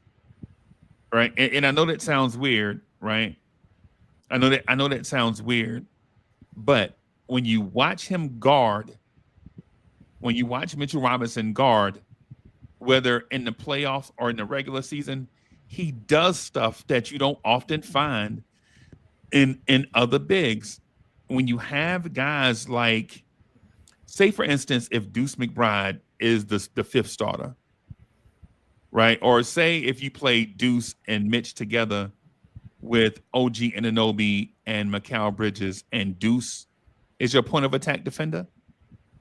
It doesn't matter who your 5th defender is because those guys are gonna pressure at 3 levels, and that's all you really want, right? You don't have to have a Cash. What's the corner that used to play for the Jets? They used to say he's a shutdown corner, the money hungry dude. Reeves Island. Was it don't disrespect. Darrell Reeves? Don't Antonio disrespect. Cromartie, whatever. One of those overrated Jets corners, right? You don't have don't disrespect a top 3 corner all time. Please don't. James Hasty, bro. I know y'all got James Hasty jerseys in y'all closet. Oh my Lord. but anyway, but when you have switchable, like 3 switchable guys, you don't have to have the team defense concept. You still have it, and you still need to communicate, but it's not as important, right? The one-on-one defender, you got to have it, but it's not as important when you have defense at all 3 levels, right? Because if you have your rim protection, your wing, and your point of attack, it doesn't matter who's out there, because now everybody is swarming, and all you ask your 5th defender to do is walk and chew bubblegum at the same time, right? Don't get in the way, right? You can play those guys with Jalen Brunson and still have a top 5 defense. In theory you can, right? And so when you look at Mitchell Robinson and what he brings to your team defensively, we can't compare that to Jacob Poeltl, who is a good defender on the block, a very underrated passer, and does have touch.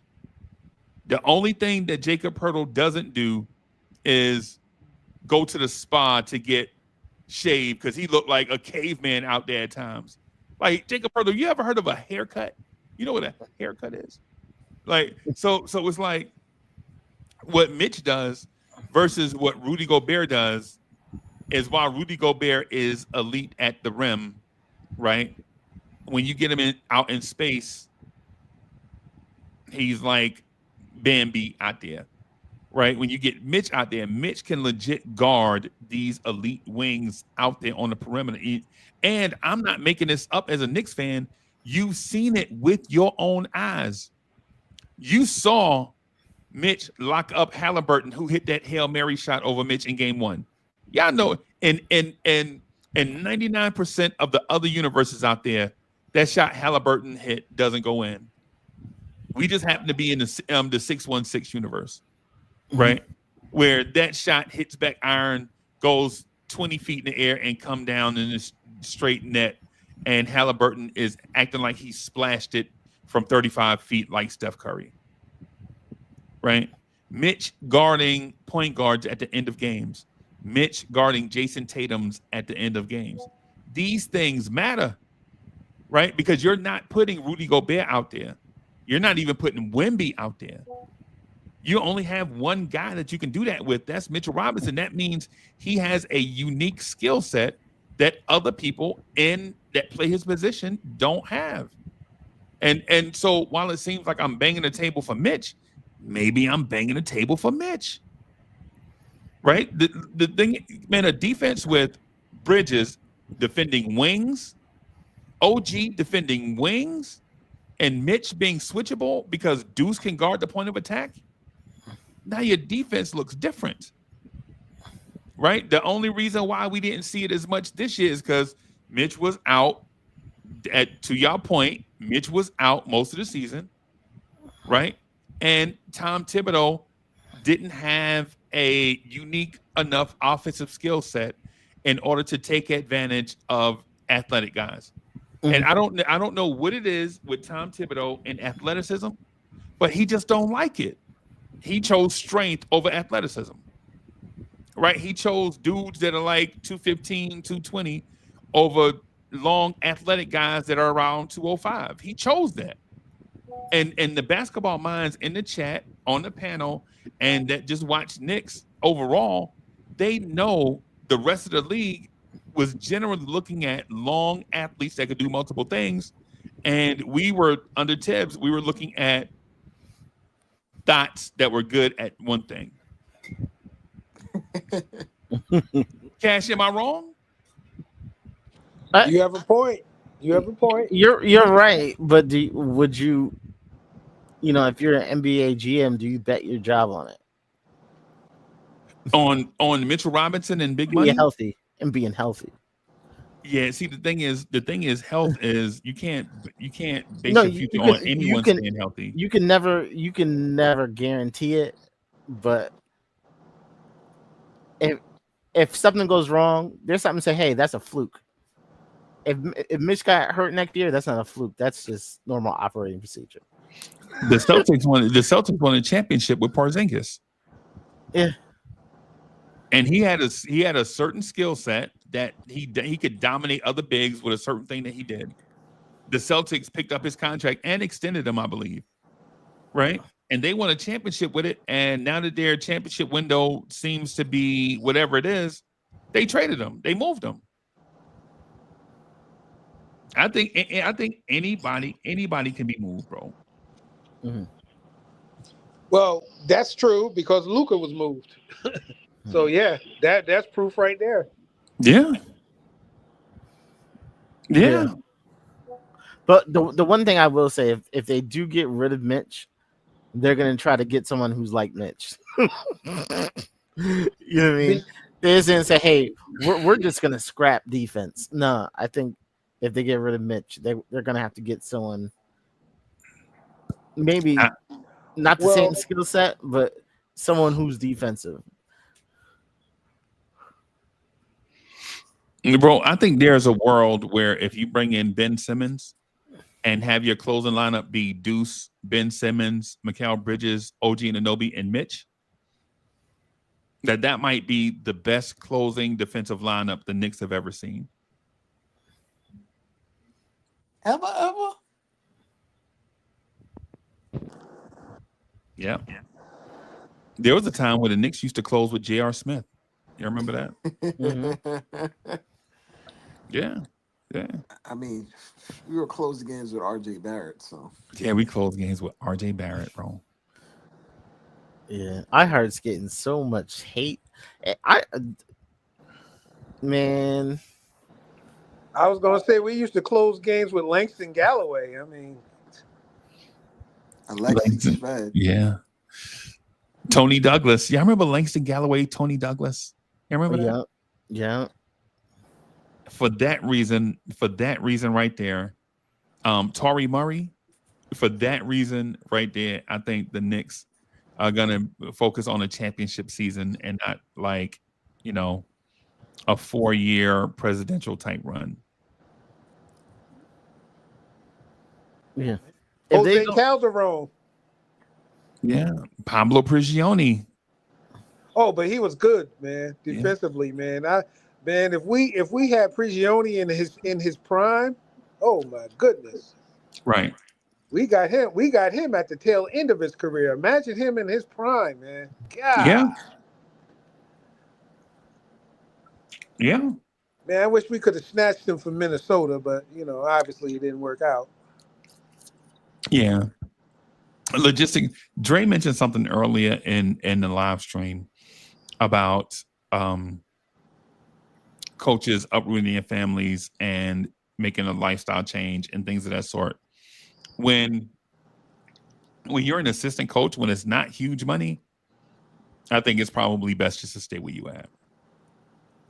Yeah, right. That makes sense, man. I read sense. he's from like a small city in Illinois. Like he's a Midwestern guy. Like, and he's been with Carlisle for like 15 years now. So yeah, he's good in Middle America. Plus, a lot of people like you're moving your kids to New York City, and like unless you're moving to Greenwich or something like that, that's a big culture shock. I mean, most of the I believe most of the coaches, they live near the training center in White Plains. Yeah, most people is like in White Plains. I used to work over there. It is expensive and quiet. Yeah. Yeah. But, yeah, White Plains is probably the closest little city that people know of over there. But they were offering him the lead assistant coach job, but they probably bumped up his salary and the cost of living is lower there. So yeah, it's like you from Indiana to New York. It's not even comparable. Yeah. I step outside and spend $12 by walking outside. Basically. But the cool thing is you can use your card pass. You could just tap your phone. just to breathe air in New York City. If you don't check your bank app, did you really spend the money?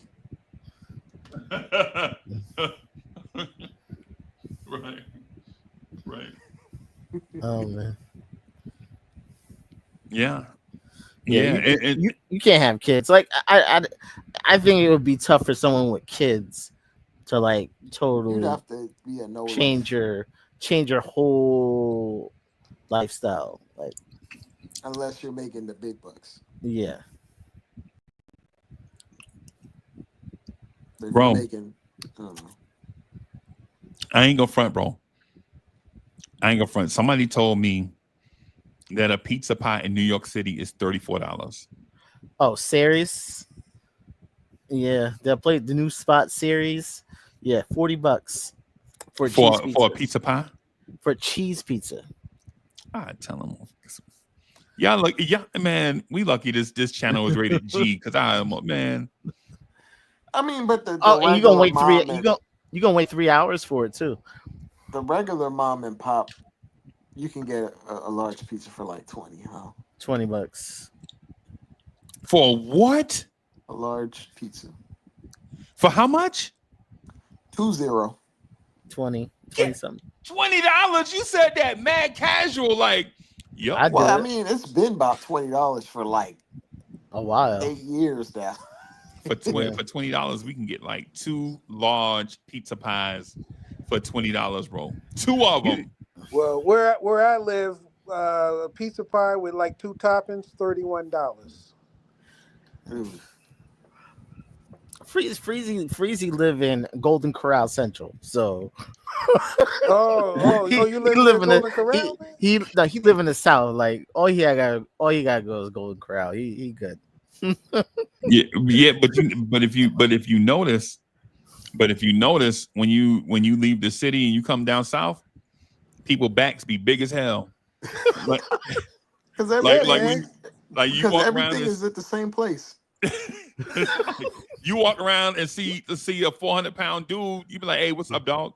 You go in the city and see a 400-pound dude, you like everything cheap, everything like $9.99 buffet. So you hit a corner, you'll see a Chick-fil-A, a Burger King, a Crystals. Domino's, and on the same block. Hey, Freezy, man, where you live, they got a Biscuitville, man?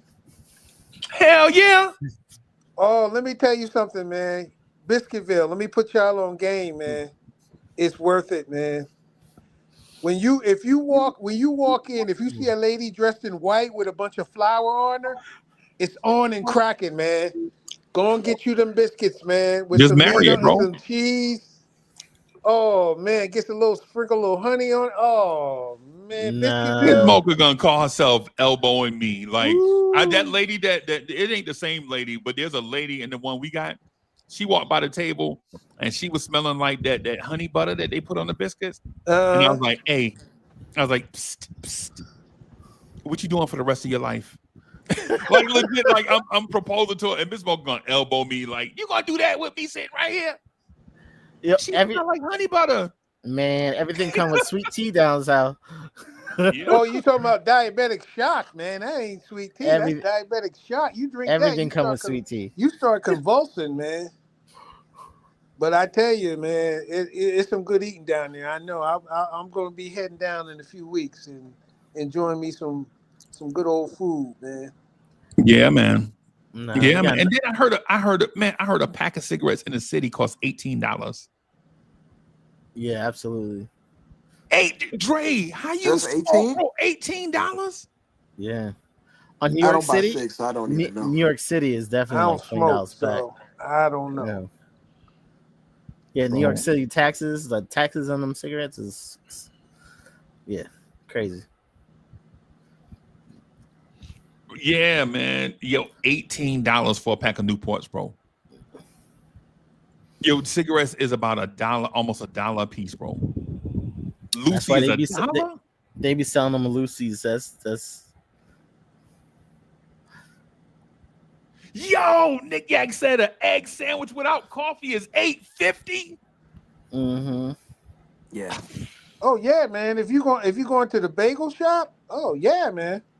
Yeah, you better, get you like bro, a pork roll, egg and cheese. You're better off just going to Dunkin' Donuts. Yeah. Nah, man, I don't like their food, man. I like to go to the local establishment. It's horrible, but it is, man. Go to the local establishment, get you a fresh bagel, some pork roll, egg and cheese, some steak and egg and cheese. $13. Get you some get you some coffee, a sandwich and some coffee. Oh, I'm straight, man. Hey, Fritz, I'm gonna say this is gonna sound crazy, right? But the small tin of caviar is $150 a tin, right? For the tin of caviar. You know what I'm talking about? You know, the party size, like you know, everybody, you know, you give how in the world, and New York City should be ashamed. Who's the mayor? Who the mayor? $18 for cigarettes, bro. Whoever the mayor is, the mayor need to. You know who our mayor is. He busy. He's busy in the club. What are you talking about? He buying bottles. He's smoking hookah right now. Oh my gosh. Oh my gosh, bro. Yo, this is crazy. But hey, man, but salute though to all my New Yorkers, because y'all always keep it a stack. Y'all know I'm Jersey, so when I complain about the prices, y'all know people from Jersey, that's just how we are. We just complain about everything. It don't even matter if it's good. Yeah, beef and broccoli Tim's, $70. $70. We gonna complain about everything, bro. It don't matter if we getting a deal or not. No, that's just what we just complain about everything, bro. Tim's $90. We just complain about everything, bro. Even though we know them joints is like $189, $190, something like that. So East Blue said the toes be high as hell. Yo, heck was good. Yo, everybody, man, show some love to Uptown Sports TV superstar in the building. Salute. I see him out here rubbing elbows with everybody. It's to a point now where they be looking for my guy. I be seeing my guy, man. They be looking for him, man. So salute to my guy, man. Man, I can't. It's an incredible journey by my guy, bro. How he built up Uptown Sports TV, man. Salute, big up. Now, I will say this though, I don't see enough Mets content. I don't even want to talk about the Mets. Oh God, just can we talk about something else, Freezy? Yeah, we gotta talk about something else, bro. We gotta talk about something else before, because I felt that you know how you could feel the headache coming on, bro. Oh yeah.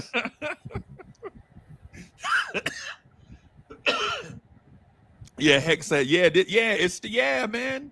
It started on the open panels when none of us knew what we were doing. We were just rocking, just trying to figure it out, and somehow, like Heck just kept grinding and figured it out and unlocked it, and now he's a huge part of the national sports media and things of that sort. I saw the thing, man.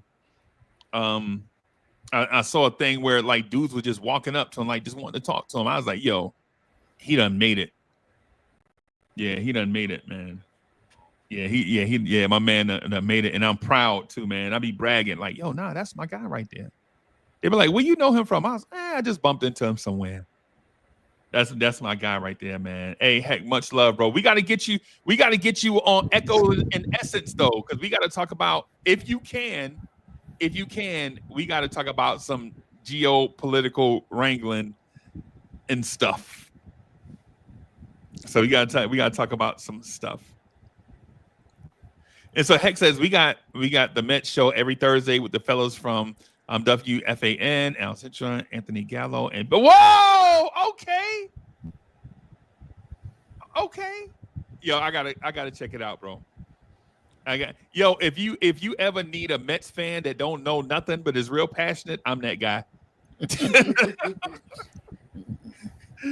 Yeah, man. So Dre, let me ask you this, just real quick. I guess in these last few moments that we got together, right? Is there a move that you anticipate the Knicks doing, like an unexpected move that when they do it, you'll be like, yo, that makes sense?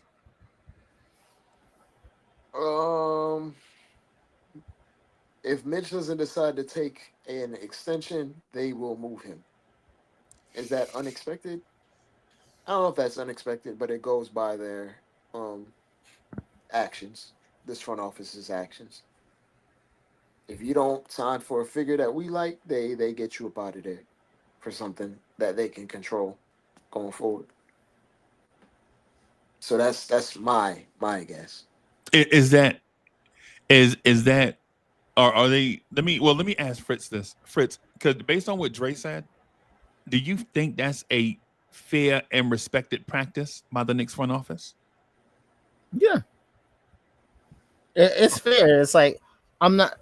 We aren't gonna do what some of these other teams do. Is like we try to put people in the corner. If you want to make more money, make more money. Okay. Like we can't prevent you from making more money. If you think you could do better and you're willing to take that risk,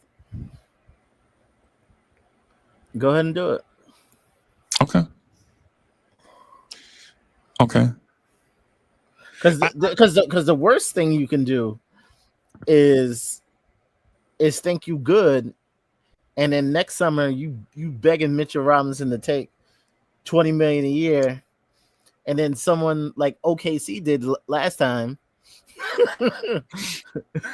come through with some number that you just can't, and now you lose that guy for nothing. I think that's where we are. Like the starting NBA center, center's floor is probably going to be $20 million if you sign him. Like if you sign him, $20 million is going to be the floor, right? And if you think Mitch is a starting center, that's his floor.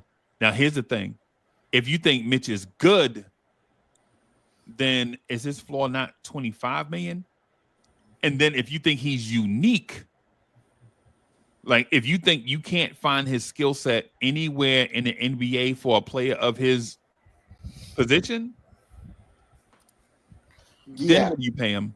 But then if you take in this context, teams are hesitant to pay guys a lot of money in this particular iteration of the NBA when they're injury prone.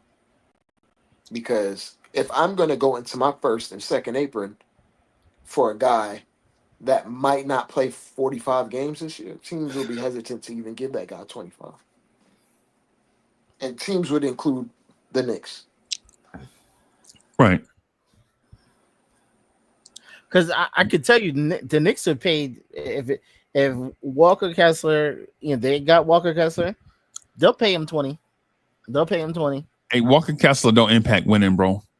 I know, but like he's someone that could, in their mind, they can say, "Oh, he can get better," and he's shown that he's healthier. He's 3 years younger than Mitch, right? Yeah, he's not. Yeah, but he don't impact winning. And he's been in a bad system.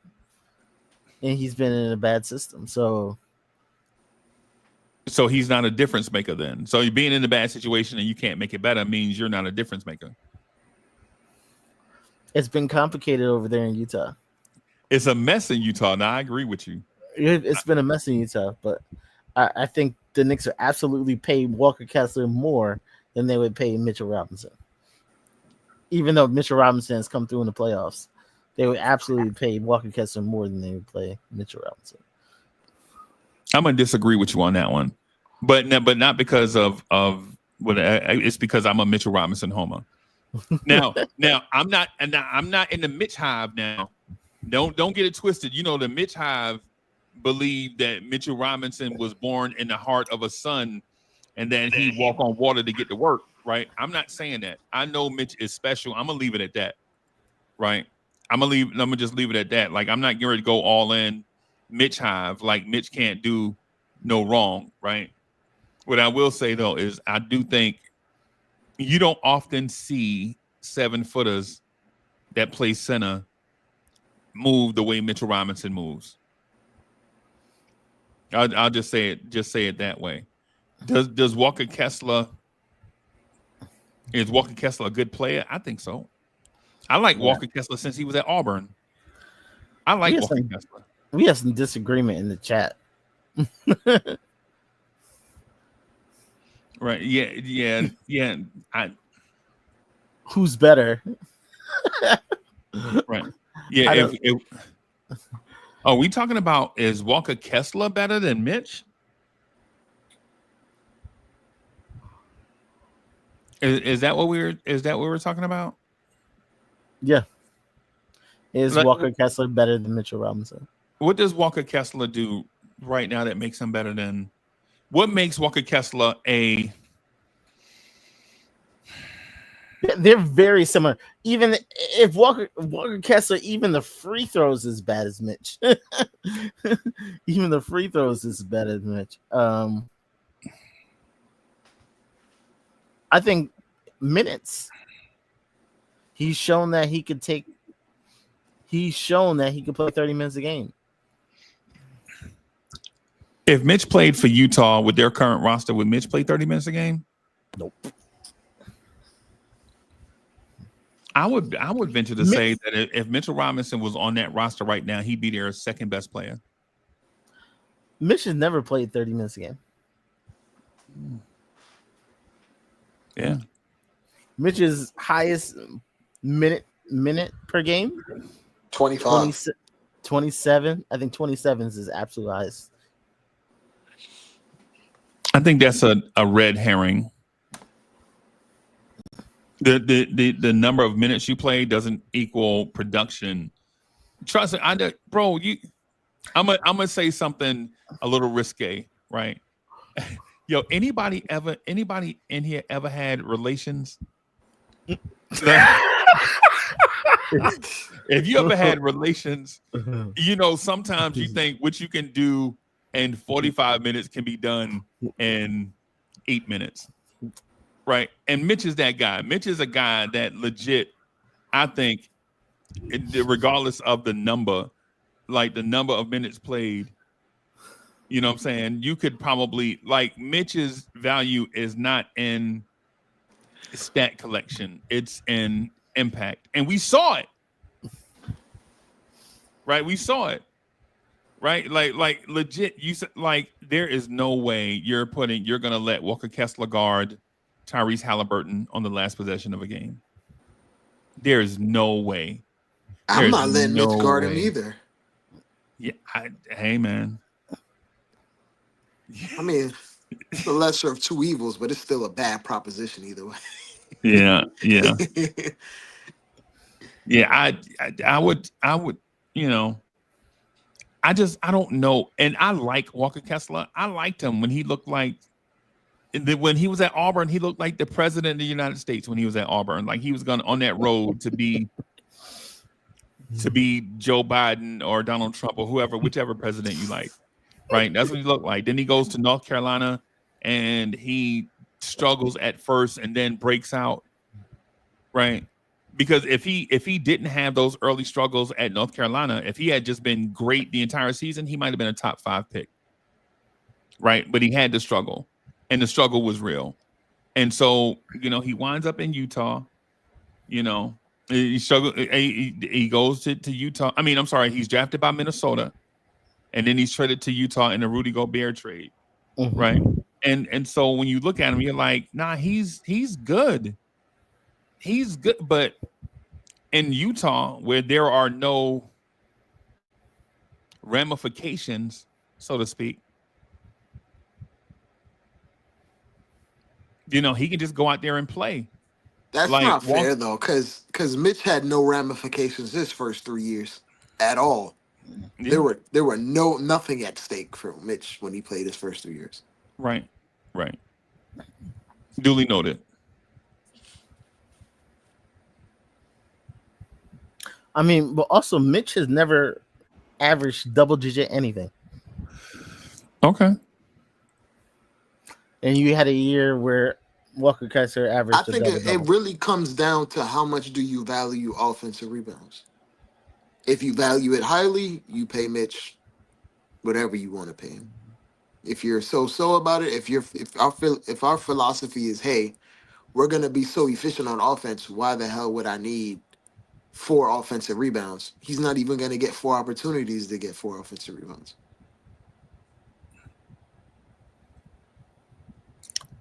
Not to underrate his defensive presence, but I feel like his offensive rebounding is by far his most dominant trait. like something that you can't remove from the game whatsoever, even if you tried.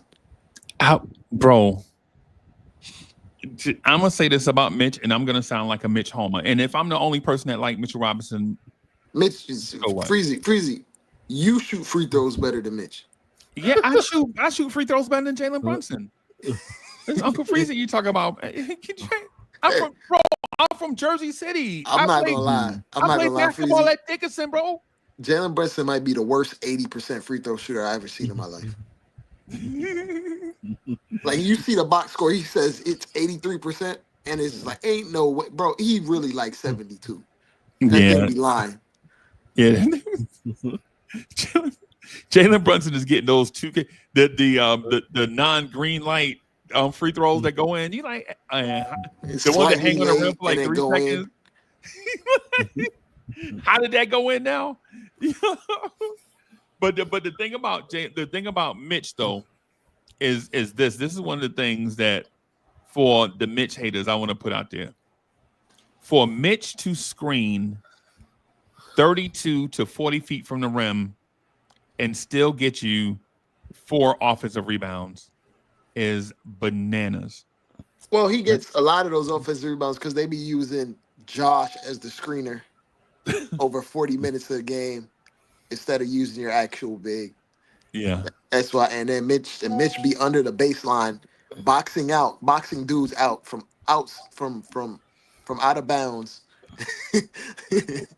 he moves guys out the way to get those boards. Yeah, which takes a lot of. It takes energy. Yeah. And so I would venture to say, if the Knicks offered Mitchell Robinson to Utah, any trade would start with Walker Kessler draft picks and other stuff. Like legitimately, if Utah wanted Mitch, they would have to give you Walker Kessler draft picks and young talent. Because what a front court of Mitchell Robinson and the other guy, I'll keep wanting to call him Gallinari, the 7-footer that they have, the power forward they have, Lauri Markkinen, yeah. I would say, man, what Mitchell Robinson would do to Lauri Markkinen's defense, man, how it would impact. Yeah. I think Mitch is that good of a player now. What if I said you gave Walker Kessler a year with Mark Bryant? You'd probably have a different assessment on him. I would say you can't teach touch, bro. He has touch. Yeah, like in a very non-impactful way. Like, he has touch and he can't shoot threes and he can't make free throws. Yeah. You know what I'm saying? Like, does he have touch at the rim? I think so. Right, but anything away from the rim, you still. You're like, and I like him too, by the way. I like Walker Kessler.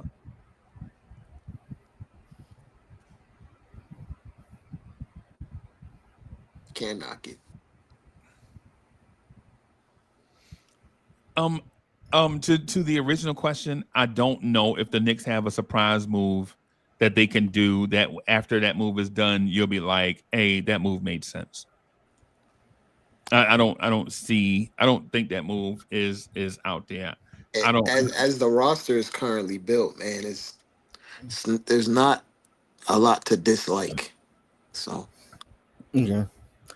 The one question I did have is, because Mike Brown is coming from Sacramento, is there someone he would want to bring over? A player? Usually the coach is like, somebody on their own team. If they wanted to bring someone over, they would have signed Trey Lyles. And then you mean like Justin Fields? Like, you get a new coach and you bring in Justin Fields to be your quarterback. A bum? Bro, I've been told you he was a bum. Did I tell you that the dude is a yo? Chad. Your Uncle It's so Freaky bad knows we some taking stuff. Bears leftovers, man. It is really bad. Bro, I don't know everything, but I do know something. And the something is that this particular player isn't something. He is nothing. He is the worst Ohio State quarterback since Kirk Herbstreit. Oh my God. Oh wow. Bro, So no Malik Monk. Is it on your How do you get Malik Monk? How do you Malik Monk makes bread, right? $20 million. The only guy you could get him for is Josh Hart. Yeah, you see what I mean? Chat. Now y'all see where the conversations go, right? Like when I say, hey man, what about Grady Dick? Nah, you can't get him. But when you say Malik Monk, you're like, hey man, I got somebody I can get Malik Monk, man. No, but like it's just they just like Grady Dick. They just like they like that player, and it's irrational. But the Kings don't like Malik Monk. But it's not. They don't. They've been trying to trade that man, bro. They're waiting to flip him so they can sign Westbrook. Yeah, Scott Perry don't know. Like Scott Perry does not value small. They're trying to get rid of Devin Carter. They're trying to get rid of a lot of these guards. And yeah, if I'm him, I agree. When you have these little guards with like one skill set, bro, y'all legitimately the 6'2", 6'3" athlete. Devin Carter has no skill set, but at least he play hard, bro. He Josh Hart, bro. He's bad. He went to the summer league and didn't do anything at all. And this is his second year, right? As an upperclassman that got to the league. Yeah, he missed most of last year though. Yeah, with the shoulder. Yeah. And when he played, he was terrible. Yeah. I mean, the one player on this there's a couple people on the Kings, but if we had enough money to get Zach LaVine, this would be the time, but he just make too much. Yeah, I was gonna say the Kings would probably make decent trade partners because Scott Perry is over there. And we took their coach. So yeah. And Scott Perry, when left to his own devices by himself, makes bad decisions. Now, when he has a support group behind him that can help check him, he's pretty good. But by himself, no, I'm not trusting Scott Perry to run my organization by himself. I think they're gonna burn it to the ground, and they'll keep holdovers like Keegan Murray. Well, if they burning it to the ground, signing Dennis Schroeder for multiple years is not gonna do that. That's not smart. Oh yeah. Why the hell did they gave that man like 3 years, like $15 million a year, something 14 million? Yeah. For what? I don't know, man. Because that's how you wave the white flag. How you wave the white flag is not just waving it. You have to act like you don't want to wave it. So then you like set the flag on fire and then you wave it like trying to put the fire out. And people are like, yeah, they trying to put the fire. No, they waving a white flag that's on fire. A dude told me that one time. He was like, yo, when organizations give up, they can't just give up in a way because the sharks will circle them and know that they can get their assets at a diminished price, right? So instead of just giving straight up, you have to pretend like you fighting, but you really giving up. Well, shout out to Dennis Schroeder getting all that money back that he lost from the Lakers that he screwed up. Yeah. Somebody will give it to him. Somebody will give it to him. They're probably gonna make a move and then do a Quentin Grimes sign and trade. Something you bring in a low-rated guy that has limited potential that'll be your Courtney Lee until and then you'll wind up flipping him for assets like you know what I'm saying? They're gonna put like ham and cheese with mayonnaise and 2 pieces of bread. Yep. Oh, okay. Basically. But when it comes to the Knicks, I think the only move now in chat, y'all heard this from me first. If the Knicks sign Ben Simmons, Mitchell Robinson is going to average a double-double. I can guarantee you that. If the Knicks sign Ben Simmons and he plays OG Anunoby will average at least 18 or 19 points per game. At least. Not because Ben Simmons is dynamically unselfish. It's because our guards our guards, the ones that have court vision and can pass, can't see over the top of a defense. So when teams run exotic defenses against us, they know it's because our guards are small. And they can't make these passes cross court because they don't have the length, to make these passes. If Jalen Brunson was 6'7", teams would never smother him like that. They would never, and Jalen Brunson would probably. And I'm not saying that Brunson's not a fantastic player. He is. He's a fantastic player, but all players have a certain level of limitation to their game. A literal blind spot. Right. But if you add a taller ball handler to this unit, when they run these exotic 1-2-2 full court traps against the Knicks on your TV screen, it doesn't look like a 1-2-2 full court trap because your TV camera is mainly focused on the person with the ball, right? But you have two guys behind them waiting for that long outlet pass. And then you have two guys protecting the backcourt. And you're not going to beat those guys because those guys have their eyes on the basketball. And if they don't have the instincts to see an 80-foot pass, they're not NBA, they're not even athletes, right? If a guy sees an 80-foot pass, a pass from 80 feet and can't react to it, can't make a break on the ball, they don't deserve to be in any basketball league, not the NBA, not the G League, not your rec league, not your LA Fitness, any of that. But they run these 1-2-2 looks on Brunson, and all you see on your TV screen is one guy accosting the ball handler. And then you have two spies waiting for Brunson to throw the outlet to the timeline. And they're just waiting there to pick it off. And then you have two guys behind them just guarding 3 or 4 dudes. And when you're the Knicks and you see this, you're like, we need another ball handler. But then your coach is like, nah, but we have Deuce. That just made my stomach turn, bro. I don't even want to elaborate on that no more. Fritz, I don't even want to talk about that no more, bro. Like when legit the front office is like, yo, we got to play more ball handlers and get the ball out of Brunson's hands so we can save his legs so that we can get, bro. Y'all know Jalen Brunson shot 38% from 3 this year. Mm-hmm. Yeah, and he probably would shoot higher if he had some catch and shoot opportunities.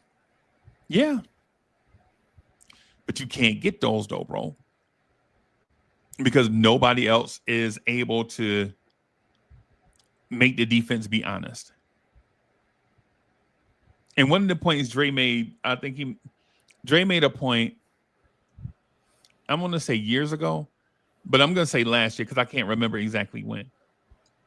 But when Dre made a point that when you get the rebound and you look to bring the ball up the floor and the ball handler is accosted, you don't get mismatches in transition, right? The defense gets to pick out their man and go play their man. And then when you get in half court, now you got to run and pick and roll to recreate the mismatch that you lost out on because you're not able to force the ball up the floor. And as a Knicks fan, we're like, yo, but we got to run the pick and roll in order to get the mismatch. No, you don't. If you get the rebound and push the pace, you're going to get natural mismatches in transition where now you don't have to run pick and roll as much because you have organic mismatches that were created because people went for the rebound, didn't get it, and now they have to find the closest person to them and glue that person up the floor. Or when you already have the mismatch, when you run the pick and roll, you're already running it against a scrambled defense that doesn't know who to help and who to cheat off of because the assignments are already out of whack. Right. Exactly, bro. Exactly. Y'all listen to Dre, It's bro. basically what Indiana did the whole time. What they forced us into and what they tried to execute every time. Bro, and Dre, to the point, I just want to make a point, right? Just to the point that you made, right? Because when you said it, I understood where you were going. I just want to give you credit for it. I don't want to steal your point, right? But when you have these type of things on the floor, you don't have to correct that in the front office with money, right? You don't have to go out and get a pick and roll maestro now that's elite at the pick and roll. You know what I'm saying? Now you don't have to trade away future stuff to bring that guy in when all you had to do was just get the ball up the floor faster. Right now you don't need Chris Paul. You can fix that with philosophical differences. Yeah, you can fix that with scheme. Get the rebound, get it out. It don't matter who it is in front of you, as long as they're a decent ball hand. Like if I get the rebound under the rim and Fritz is 40 feet away from me and can handle the ball, I'm getting the ball up 40 feet up the floor to Fritz so he can pressure the defense, right? And then once we get in the half court and Fritz want to give the ball up to Dre, who's a better ball handler than he, then now we can attack these teams' weaknesses. We don't have to get Rod Strickland out of retirement, right? We don't have to get Kenny Anderson. Shout out to Kenny Anderson too, by the way. That's my guy. Shout out to Mr. Chibbs. I don't know if he's watching or not. You know, if he not, then he a Nets fan. But if he is, bro, I love you, dog. But you don't have to go spend all this asset cachet, you know what I'm saying, on a guy for a specific pick and roll mindset when all you have to do is play faster. And that's what Mike Brown has been saying the whole time. Every time you heard Mike Brown talk, Mike Brown is like, basically what he's saying is scheme will fix this, right? Scheme will fix this, right? People are like, but Jalen Brunson and the Knicks offense, Jalen Brunson handled the ball 85% of the time. We know that. Scheme will fix it. He handled the ball 85% of the time because the Knicks offense needed an elite pick and roll maestro, right? When you get the rebound and push the ball up the floor, you won't need said things because the defense isn't offering their elite level. Like when we play Atlanta and we get the ball up the floor and Cat get the ball in the post, right? In a transition mismatch, you're not bringing Trae Young over to double Cat. Right? You're not bringing Trae Young. You're not bringing Trae Young over. Now Cat has a one-on-one against any big in the league. Say 00.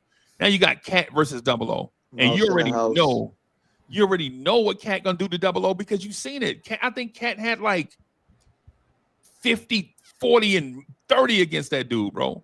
Like Cat was mashing that dude, bro. And I know those numbers are hyperbolic, but y'all get my job. I think Cat was like, Dre, in that Atlanta game, Cat had, like 38 and 20 or something? I believe he had 30. Yeah, Cat had like 38 points and like 22 rebounds and something crazy. And this is just by scheme. Right? When they asked Mike Brown in the interview room, anything you want to change to the roster, he said, "No, I'm good.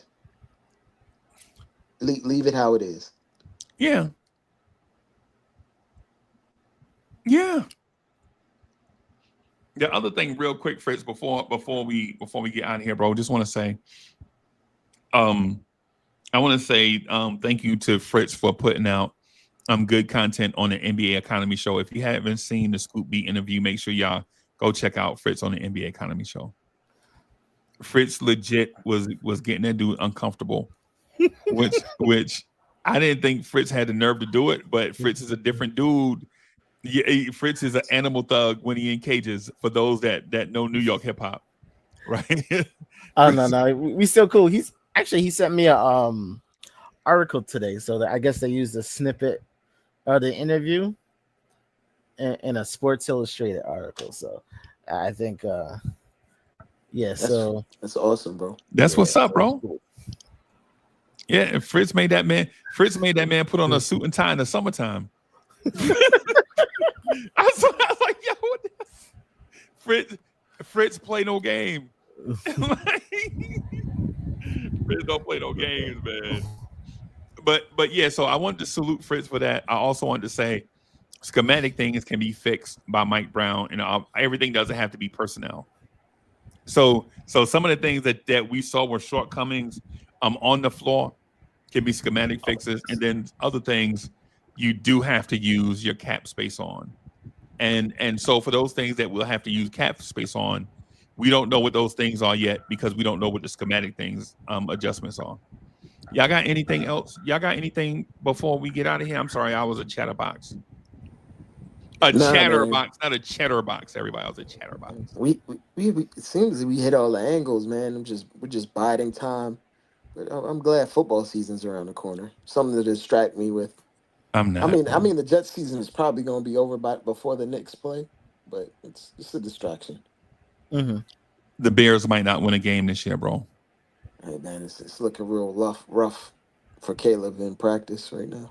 Yeah, I think we have like the 6th hardest schedule in the NFL. Oh God. Yeah, I haven't watched football in a few years. When's next time the NBA economy show coming on? Man, I started a new day job. Ooh. So congratulations.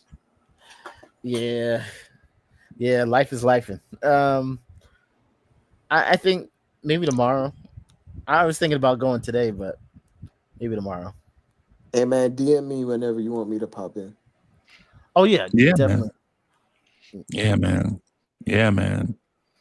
Top notch. She says, "Go Patriots." What kind of friend of the state type talk is that? Top notch. That just sounded like very seasonless. Ugh. I live in Connecticut and I don't even rep the Patriots. Yo, hey, so let me just say this for what, before we get out of here, I love Top Notch T. That's our people, right? Mm-hmm. But Top Notch T, what kind of state star witness type of operation is that, bro? Go Patriots, bro. Operation's a whole lot bigger than Nino Brown. How? What kind of what kind of witness protection level like operation is this, bro? Come on, man. Blink twice if you need some help, brother. That man said blink. That man said blink twice if you need help. Yo, write help on your eyelids and close your eyes. Has he ever been to Foxborough? Like, ugh, my goodness. And the reason why I think Top Notch T all of a sudden is on ops level, Donnie Brasco type of operation is I think we live in the same area. I think we both live like a couple of hours away from Charlotte. I think we both live like I think I'm like what 2.5 hours away from Charlotte. I think Top Notch T might be in that same area. And the Patriots beat the Panthers in the Super Bowl. I can't call it. Chat, thank y'all for coming through and listen to us ramble and babble on about the sport that we love.